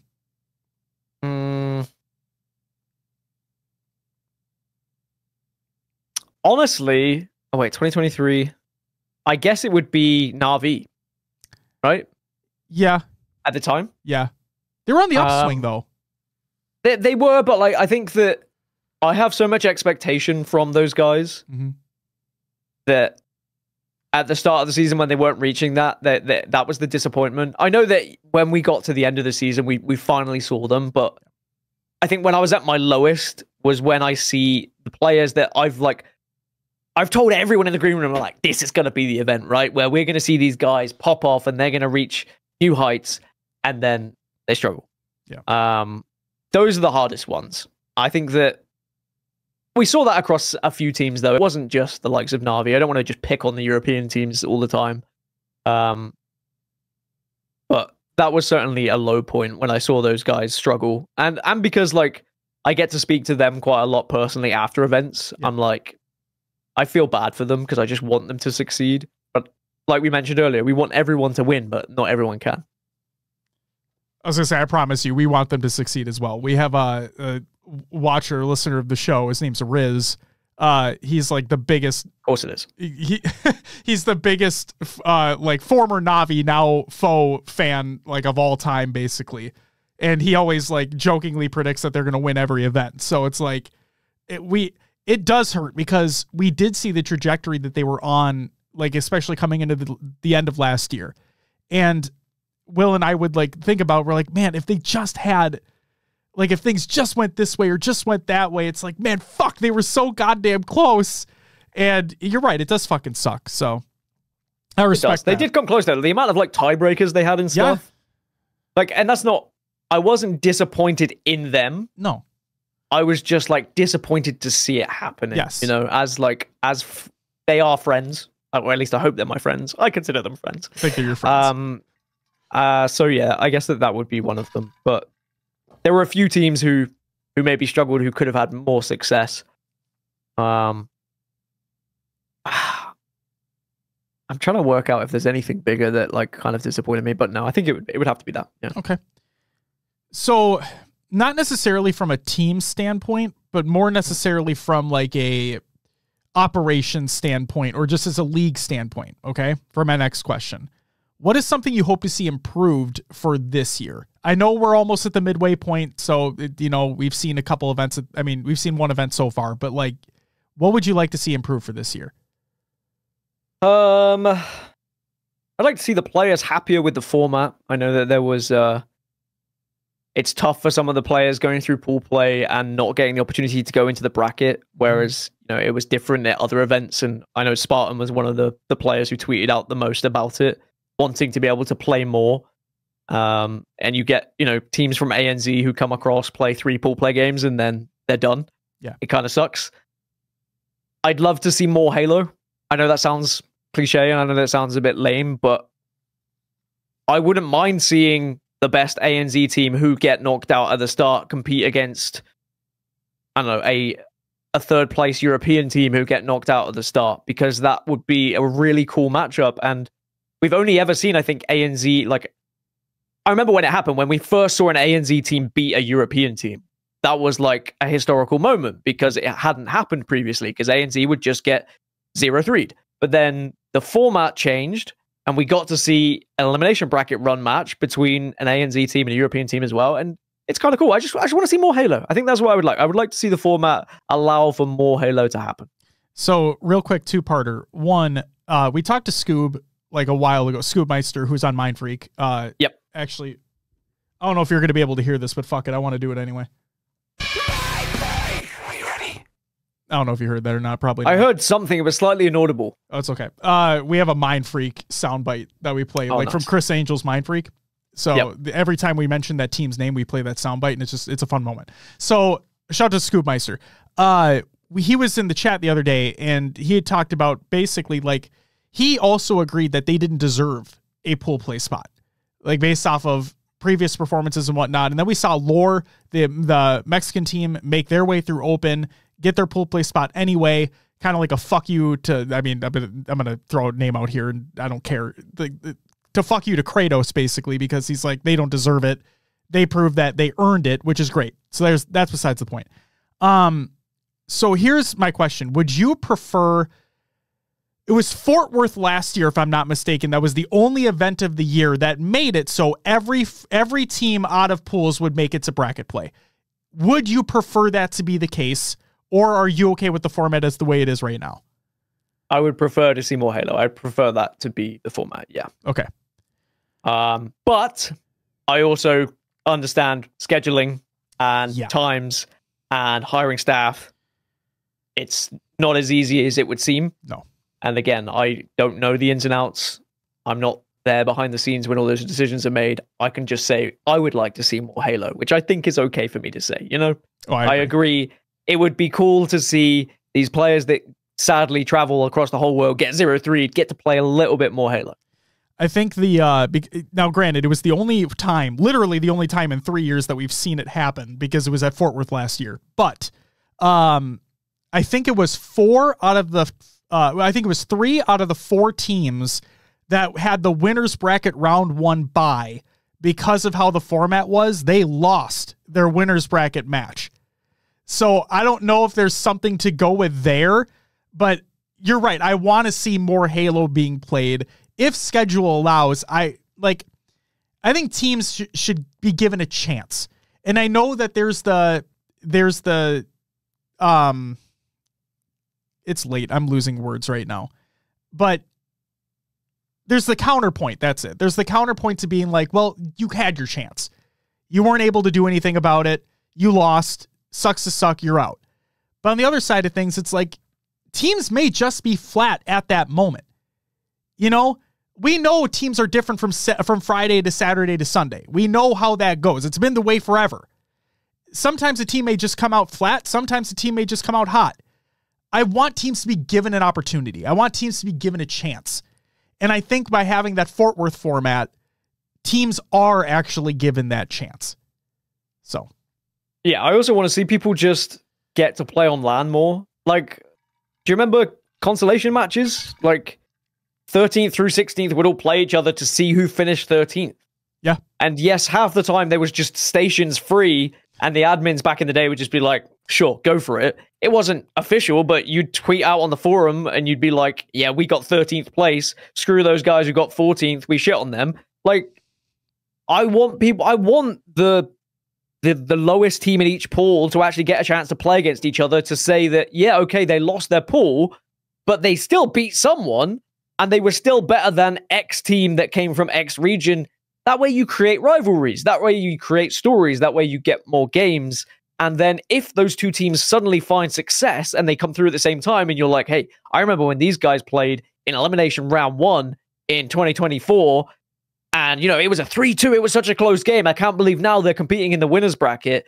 Whereas if they were to now let's say both those teams come through, we go, oh, I remember when they got 0-3 in pool play. Yeah, both of them. Yeah, they were quite bad, actually. Actually, we didn't even see it on broadcast. It's really tough for those guys, and that's why it's great that we do have B stream, C stream, D stream, LVT also covering stuff, also covering the open bracket, so that we get to see a little bit more, so those storylines can develop. But yes, I would like to see that format. Do I think it's doable? I have no idea, right. But me personally would like to. That's why I miss Pro League as well, and like the relegation matches that took place, because it was so fun. It was so fun. You'd have those teams that were at the technically the bottom, but they were fighting each other because they were trying to fight for their spot back into Pro League to then prove it against the other top teams. Like I miss it so much. Okay. I'm sorry to take up so fucking much of your time. I think it's time we finish things up with some rapid fire. Are you ready?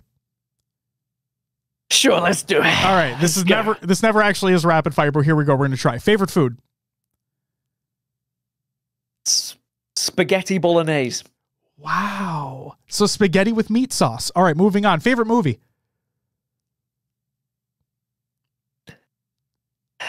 Wow. Yeah, it's not rapid fire. Okay, wait. No, I do have an answer for this. No, I've got a few. Oh, okay. Phantom Menace. No. I'm just kidding. I'm kidding anyway. I have a meme answer and oh wow, that's really tough. I really loved Spy Kids as a kid, I will say, but I don't think. Yeah, dude. What a film Spy Kids was. I'd love to say that's my favorite film of all time. It's definitely up there. It's probably between the likes of Lord of the Rings, Star Wars, Inception, somewhere around there. Oh yeah, Inception's one of my favorite movies of all time. Fuck Inception is brilliant. It is. Oh my god, I've forgotten the name of it, which obviously it can't be one of my favorite films if I've forgotten the name of it. What's the one where he goes to space and then Interstellar. Can see Interstellar, also one of my favorite films. Yeah. Can't believe I forgot the name of it. Shout out Christopher Nolan. But maybe, if I had to go with something, it'd probably be, Star Wars, Lord of the Rings, but is that a cop-out? I don't know. It's not a cop-out if it's your favorite. It's your opinion. I have a lot of favorites. That's okay, so do I. Spy Kids. Okay, Spy Kids 3D. Overrated, underrated? I think it's underrated. I think everyone hated it for no reason. I loved it. Loved it. It was a cool concept. And also Frodo was bloody in it. So, it was... I loved it. Spy Kids, weirdly, I watch it now and I'm like, yeah, it's not a great movie. And Floop and the little things he makes terrifying. Yeah. And when they play that song backwards, and that little moment where help us, Floop's a madman, that's terrifying. But great film. Great film. Oh my god, I've never heard such an off the wall answer before. That just made me feel so good because I love those movies as a kid anyway. So that's amazing. Favorite musical artist or group? You might not know them. Maybe you will. Five. Have you heard of Five? It was like the letter 5, but then also IVE afterwards. No. I think they were probably a British boy band. British boy band. Yeah. For many reasons, I loved Five. It was also one of the first concerts I went to. Oh. And it was one of my brother's favorite concerts. So like when he passed away, we played that music at his funeral, and it's one of my favorite boy bands, some of my favorite music, and it means a lot to me. So yeah, probably Five. What's for folks who don't know, including myself, what's a track that we should listen to? I'll literally look it up right now and have it queued for myself. I'm trying to think of my favorite one out of the list. He says it's the number 5 and then IVE. Yes. Oh, okay. Well, I mean, did they actually? I mean, everybody. Everybody Get Up would be the one I would listen to. Got it. Well, I just see that. Yeah. So actually, they have it as just 5. Maybe I made up. Oh, I think it was one of their albums. I think it was one of their fifth. I think it was their 5th album had like a 5, and then it was IVE. But I think they were just called 5. Yep, I'm seeing that it's just called 5. Yeah, like the number 5. 5. Everybody Get Up would be a song that I would recommend everyone listens to. All right, I'll include it in the description when I get this posted. So hell yeah, dude. Shout out 5. All right. We already know the answer, but it's in rapid fire. I'm going to ask anyway. Favorite sport and team? Football and Arsenal. Okay. Yeah. I probably already know the answer, but I asked these anyway because I'm hoping that somebody gives a different answer. Favorite Halo game of all time? It's tough. Just say it. Halo 2. Yeah, that was expected. And then I know what the answers for this one's going to be too, but I hope it's different because everyone says the same fucking thing. What's the worst Halo game of all time? Halo Reach. Fuck yes! Thank you! The one person who didn't say 4, holy shit! Oh, man. I fell out of love with Halo Reach. Same. And part of that was because, like I mentioned, I got dropped going from Halo 3 to Halo Reach, and I went to university at that time. Yep. But I just couldn't, with Bloom and with the DMR at the time, I just couldn't get behind it. So then when I know that V7, I came back and played a bit of V7. Yeah. It was great. I loved it. No Bloom, no Sprint. But I enjoyed Halo 4. Yeah, it was pretty crap at times, but Extraction on Station 9 was one of the greatest maps and modes ever to exist. Sure, Extraction hasn't worked so well in Halo Infinite at the moment, but I appreciate that they tried to bring it back. Maybe with some tweaking, we can get there. Some better maps, we can get there. But I enjoyed Halo 4, and I enjoyed the campaign. So, yeah, I would say Halo Reach is my least favorite. God, shout out to fucking Dan Gaskin, everybody. Holy moly. A man after my own fucking heart. I'm sure that everyone will disagree, and everyone hates Halo 4, but I also had quite a lot of competitive success in Halo 4, so it was more of a Halo game to me than Halo Reach was. It is some of the most fun casual Halo gameplay I've ever had is Halo 4. Like, I don't care. Like, loadouts, in my opinion, were actually fun. I was able to customize the way I play. Like, I was able to customize the game to the way I want to play it, and it still felt like Halo. I know the guns sounded like toys, but it's just fucking fun. And that's the thing about Halo. It's like, I want to have fun. Best place for food in London? Dishoom. It is an Indian restaurant, like a curry house. Yeah, Dishoom. Dishoom. That was the most rapid fire answer that we've had. That's fantastic. Favorite video game of all time?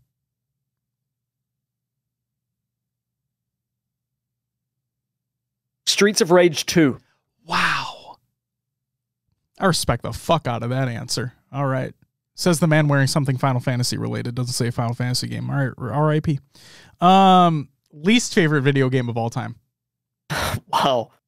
Oh, no, one thing. It's not Halo 4, so fuck yeah, dude. Let's go. Wait, did people then say Halo 4 after saying Halo 4 earlier? Okay. No. It's the worst game I've ever played. How do people even answer that? Like, is there something that actually sticks in their mind? I mean, yeah, like if it could be something even recent too, like something you just picked up, like I say fucking it, and then just let it go. I'm just looking through my Steam library right now to see if anything like screams at me of like, wow, I really hated that game. Sure. Wow, I have so many Football Manager games. That's incredible. I enjoyed that.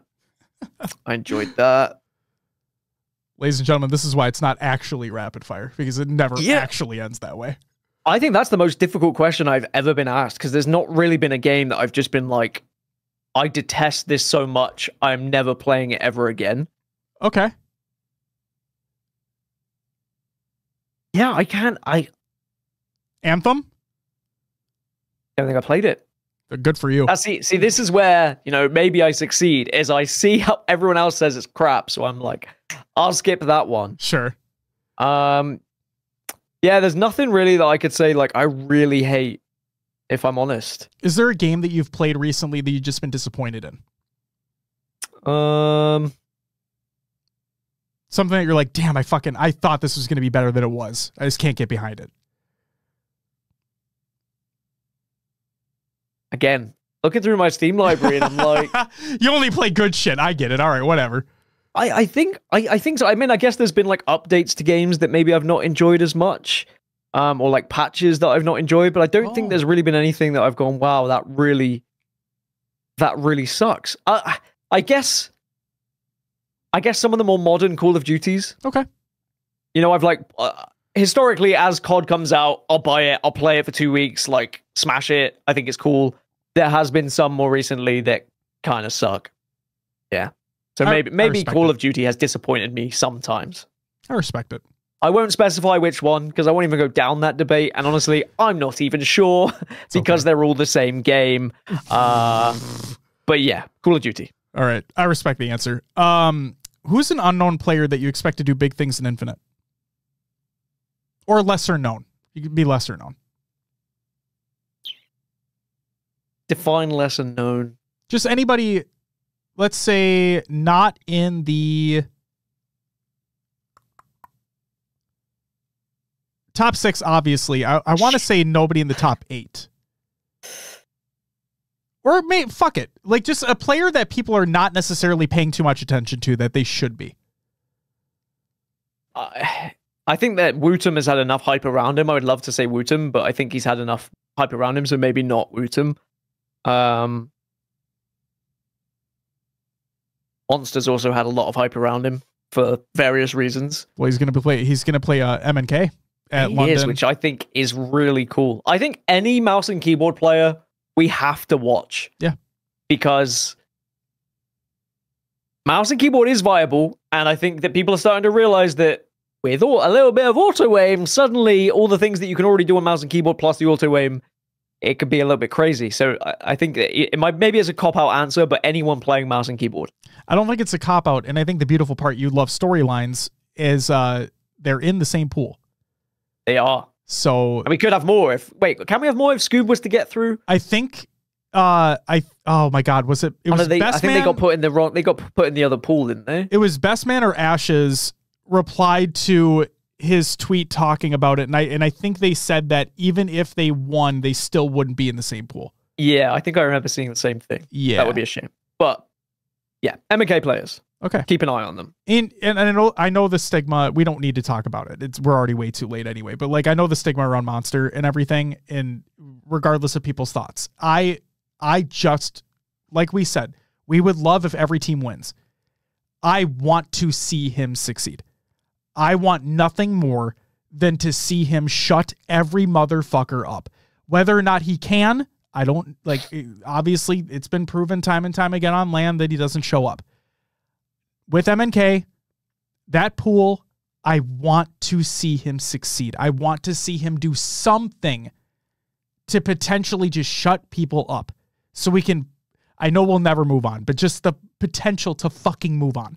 I do feel bad for him, I'll be honest. Like, I'll make jokes, and, you know, part of being a commentator sometimes is putting in little quips to make people chuckle. Yeah. And sometimes it is those things, like, at the expense of a player for whatever allegations, but I feel bad for him. I just think he struggles on LAN. I just think that it's with everything that happened, I think that there's a lot of pressure, and some people crumble under the pressure, and we've yet to see him shine, but he performs well online, and being on MNK, like, I'm excited to see what he can do, and his team looks pretty sexy. I'm gonna be honest. Like, I would love to see him succeed. I might get a lot of flack for what I'm about to say, and I think I already said it in last week's show, but I think one of the reasons why that team got pools the way that they did is because they picked up Monster right at the last second. And we know how Monster performs online. So it is what it is. You know, I'm not going to throw shade, but like, this is another reason why I want to see the kid do well. I just want to see it. Because on the outside looking in, I sit in my fucking chair and I say, one of the reasons why they got the pool that they did, one of the reasons why they got automatically qualified is because they picked him up right before the fucking qualifier. But then the other side of things, it's like, yes, I'll say that, but I want to see the kid fucking succeed. So please prove everybody wrong. Chance, do it. Who's your favorite Halo player of all time?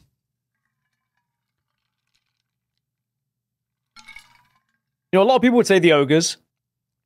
But I don't feel like I ever connected with the Ogres as much as I did with a lot of the players competing after them. Okay. So who is your favorite player?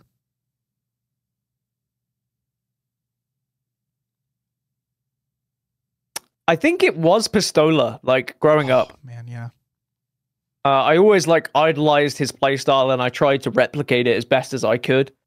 Even though he wasn't necessarily like a similar player to me, I would play a very different style. But like the way he moved around the map, especially like in free-for-alls and stuff like that, I always wanted to be Pistola and play like Pistola, like probably hundreds of people did.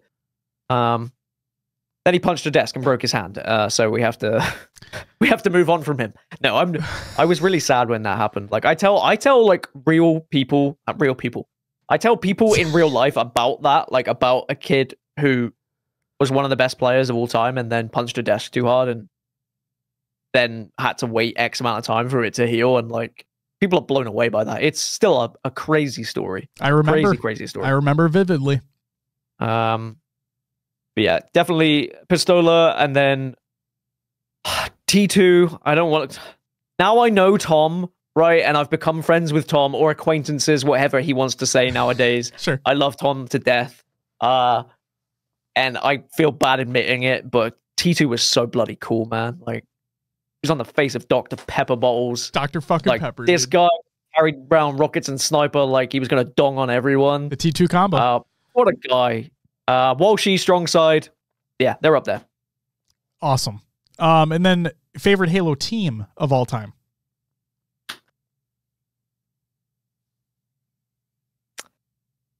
You know what? Triggers down. Oh, I thought you were going to say Instinct. All right. I respect it. Considered I went through phases of like liking teams. Yep. But same here. And again, I don't want to admit this because Bravo is now one of my best friends, but I just thought TD was really cool and like their story was great and they weren't like expecting to win. I got to grab something. Give me literally 1 second. Wow, this is about to be just me. I could say absolutely anything I wanted right now, but it's going to be something TD, right? You can still hear me. That's always good. Do we think it's going to be something Triggers Down related? Maybe some Gunner's glasses. Maybe he's going to replicate Andy Bravo Dudinsky in his coaching era. What have you got for me? So I of course I'm forgetting what event this was at. This might have been Worlds last year, but Unishek of 343 he brought his signature fucking suitcase full of, or like luggage full of old things that he was just getting rid of. Wow. Yeah, right? Fucking wow, right? I'm actually upset that I didn't get offered any of this. I'm going to be honest with you. Well, that's just called get fucked. So he he would put out a tweet or something and just say, I'm going to be on this floor at this time after this match or whatever the fuck. Come see me, first come, first served.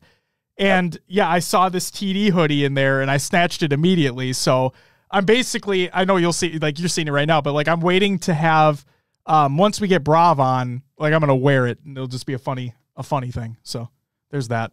Also, one of my favorite players, Snipe Down. Eric Rona, absolutely. Yeah, I mean, and you know, I mentioned Triggers Down, so it's just Triggers Down. There was something about them. The team name was cool. The story was cool. Some of the tournaments they had were really cool. So I really did like TD. Fuck yeah. Favorite Halo event of all time.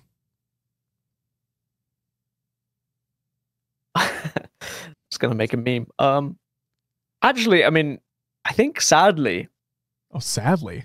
Well, my first Halo World Championship, I think, was the balloon one. Oh no. Sorry, I had a hair in my mouth. Which kind of sucks because, like, as a memory, that was a really like core memory for me to like get invited to do a Halo World Championship because. So, funny story. Me and Onset, we came into Halo casting at a very similar time. Yeah. And we were part of rival companies. I know this is extending this video by far too long, by the way. I'm sorry. I'm taking your time. You take as much as you fucking want. Go ahead. At this point, we're just buddies catching up. Fuck yeah.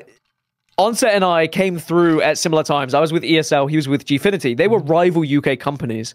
And me and Onset were... Gfinity were doing the qualifiers for one region. ESL were doing the qualifiers for the other region in Halo. Yep. So like I was casting with Sims. Onset was casting with Wonderboy. And then the Halo World Championship, I think of 2016, after I had done all of the EMEA finals, I didn't get picked, and Onset did. And a lot of people were like, oh, you know, it was between you and Onset. And I'm like, that doesn't make sense. I'm a color, he's a play-by-play. So, like, stop making it, like, us pitting up against each other. Right. But, like, that really sucked. So then when 2017 came around, I got picked for the World Championship, and I was like, wow, this is brilliant. You know, I got a World Championship. But then I think that was the balloon one, right? It was. Yep, it was in Burbank. Can I just say, the event wasn't that bad. Obviously it wasn't. They obviously had a venue. They had to pivot because something went wrong. I don't know what bloody went wrong. And they used the ESL campus or whatever it was at the time. The in-studio experience was brilliant. Yep. But it was like a pro league show, right? It wasn't a world championship. I know that. We all know that. I feel bad that like the balloons became a meme because I think that people genuinely enjoyed themselves that got in to the studio. But I realized the bleachers and everything else, less cool. But my favorite Halo event would probably be 2018 World. Well, 2018 Worlds? That was Splice. What was the first event where we had that the Halo walkthrough with the music and the statues? That was 2018. Yeah, I think that was because I went from Balloon Worlds to to then that, right? It's a big move. It's a big I think that was like, I was like, wow, okay, this is the real deal. This is a big moment for me in my career. Like, I love Halo. I'm actually here. So I know that just choosing any world championship again is a cop-out answer, but yeah, probably 2018 was. It's not a cop-out because every one of them was kind of iconic in their own way. And like, even though, yes, also I want to real quick say David Sandman did not take that picture of the balloons for HWC 2017. So like, hopefully he's not on a fucking blacklist out there because he didn't take that fucking picture. That's a running fucking thing that's been going on. But either way, no, like 2018, that was the first one I attended. Like that was the first Worlds that I attended. So like, it was also like a very special moment for me. And you're right. It had that walkthrough of everything. It was very sentimental. It was very special. Like being like, it kind of felt like a weird, like we made it moment, you know? Yeah. And so, yeah, it was just really cool. I mean, and then that Splice run was iconic as well. I'm using iconic a lot, but like, seriously, it was incredible. So, unbelievable. I don't know if okay, I'm going to throw this out there. You probably don't remember, but I'm going to throw it out there anyway. Like I said, it was my first ever Worlds. Okay. Right. Actually, fun fact as well, 2018 was when our show started. So like it was our longest show at that time that we ever had. I think it was over 4 hours or some shit. And we broke down every single series that took place in the tournament, every single one. Never recommend doing that again. But we went to a restaurant after Worlds had concluded. Okay. Mm-hmm. It had an upstairs and it had a downstairs. Mm-hmm. The reason why I say this is because you were there too. And I'll get to that in a second. We sat downstairs. We were having our, like, ordering our food and whatnot. Splice come downstairs. They sit at a big table in like the middle of the room, and we're sitting at a booth or like against the wall, and I'm just watching them awestruck. Like, what the fuck is going on? We finish our meal. Everything goes fine. Walk upstairs. Lo and behold, look who's fucking sitting at a table as we're all about to walk out is all the fucking casters and talent just sitting there. And like I said, you probably don't remember this, but I did give you guys a shout out and I said you guys did an amazing job. And you came over and said hi, right? I did, yeah. I do remember that. I'm not gonna like lie and like, but I remember that happening. Because it's always nice. Like when people come over and say good job or hi, and they don't overstay their welcome. Yeah. You know, like at the time I didn't know you. Yep. You're not expecting to come and just sit with us and like have dinner with us, right? So when people just like, hey guys, I know you're like relaxing right now, but just want to say good job. See you later. Love that. That's great. If throughout the years we then become friends, come and sit down. You know, like that's how it works. And I love the community and I love, that's a cool story. Wow, 2018 World. So now it's even more special for me. See, there you go. That's the first time we met. Technically, yes, it was the first time we met at that time. But yeah, 2018 Worlds was just a very, very special moment, obviously on multiple fronts. All right. Dan Gaskin. We are 3 hours and 18 minutes in to this when you asked me how much time are we going to need. I said, oh, like an hour and a half to 2 hours. I'm glad I ate before. That's all I'm saying. I'm glad I purposely had dinner first because I was like, you know what, hour and a half to 2 hours, I'll make sure I eat. Because had I not made dinner for my girlfriend and I prior, God, she would be upset right now. But thankfully, she'll be very happy because she was well fed. What did you make, might I ask? Actually, chicken, corn, and sweet potato. Ooh. It was air fried chicken thighs with like a seasoning that's like garlicky and barbecuey, and then corn on the cob and sweet potatoes just baked. Yeah, pretty simple. I was actually just using like leftovers that we needed to get cooked, but it does the job. Kind of hits. You're a better person than I because I had Taco Bell, so that's you know. If I say to Lauren right now, let's get Taco Bell, she would be down.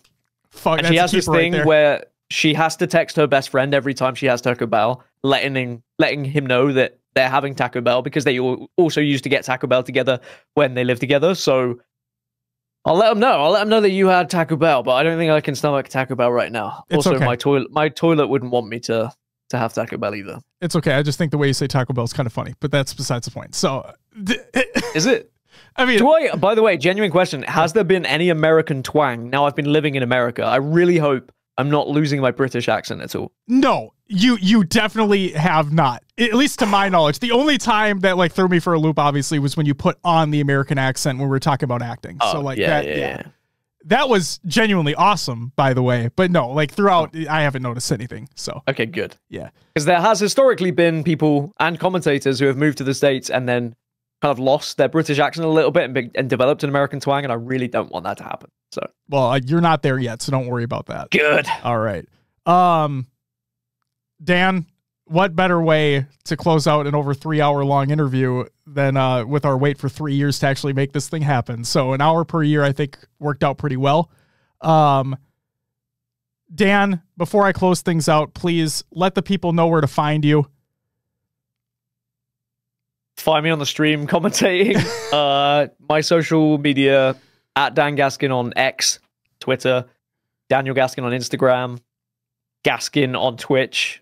I don't stream very often, but maybe I'll start doing it some more. My YouTube somewhere there, like on my X or somewhere. I don't know. Like, I appreciate everyone. This has been really fun. Thank you, by the way, for bringing me on. Like, just getting to talk about the old times is great, even if we've done it for 3 hours. Also, thank you to everyone who's been a part of my career. I didn't really get to thank people properly in my Esports Awards acceptance speech because I didn't expect to get it. The floor is yours. And there was a lot of people that I missed out. No, because I don't need to go into it. Like, you know, my parents were always very supportive. I love them to death. My family, of course. Everyone I've ever commentated with in any game, like, you're brilliant. Even if we stopped commentating together, you're amazing. And yeah, just shout out to the Halo community, the Apex community, any community I've been involved with, because everyone's been so nice. I've had a few people who don't like me. That's okay. Maybe this video will change your mind. Maybe this video will make you not like me. I don't really care because I just have fun doing what I do. And like, I'm very passionate about it. I try and make as many friends as possible. I'm a really nice guy, I think. And you're all fantastic. Way to be self-centered there at the end. Really appreciate that. No, seriously, Dan is, and I said it before and I'll say it again, and I mean this wholeheartedly. Dan is one of the nicest, most sincere, genuine people that I've ever had the pleasure of meeting. From that very, very brief moment at 2018 of just saying good job to you guys, to being able to build that relationship over the years, to being able to have more intimate conversations with you and everybody, just wherever that may be. And every single time that I've had the opportunity to talk to you, you've been welcoming, you've been warm, you've been helpful. And it's just, I'm very thankful to consider you a friend. And I know that this fucking thing has been in the works for over 3 years at this point, but like, genuinely, every single time we'd bring it back up into conversation, I've just been yearning for this moment. And so Dan, thanks again for taking the time to be on the show. I really appreciate it more than you could ever imagine. And I cannot fucking wait to see you at either Atlanta, if that fucking takes place. That's a whole other debacle. And then no matter what, SLC Worlds, whatever it may be, I just cannot wait to see you again. Thank you for making me feel special. I appreciate you. Thank you for having me on. Thank you for doing what you do for the community. And maybe now we shoot from the hip. We do like 3 episodes back to back, you and I, and we just bam, bam, bam, and then we make up for the 3 years. No, maybe that won't happen. We'll be going for far too long. I've overstayed my welcome. No, you didn't. As I said, people shouldn't. Thank you so much. I appreciate you. Appreciate you too. Ladies and gentlemen, that's going to do it for this very special episode featuring Dan Gaskin. Make sure to go check him out on the official HCS broadcast. Make sure to go check him out on Twitter, Instagram, his YouTube channel, his Twitch, whenever he does decide to stream or when he ever decides to do more extra content. Please follow him everywhere. Show him the love. He really deserves it. And yeah, onwards and upwards to London. We'll catch you guys on the next episode. But until then, bye-bye!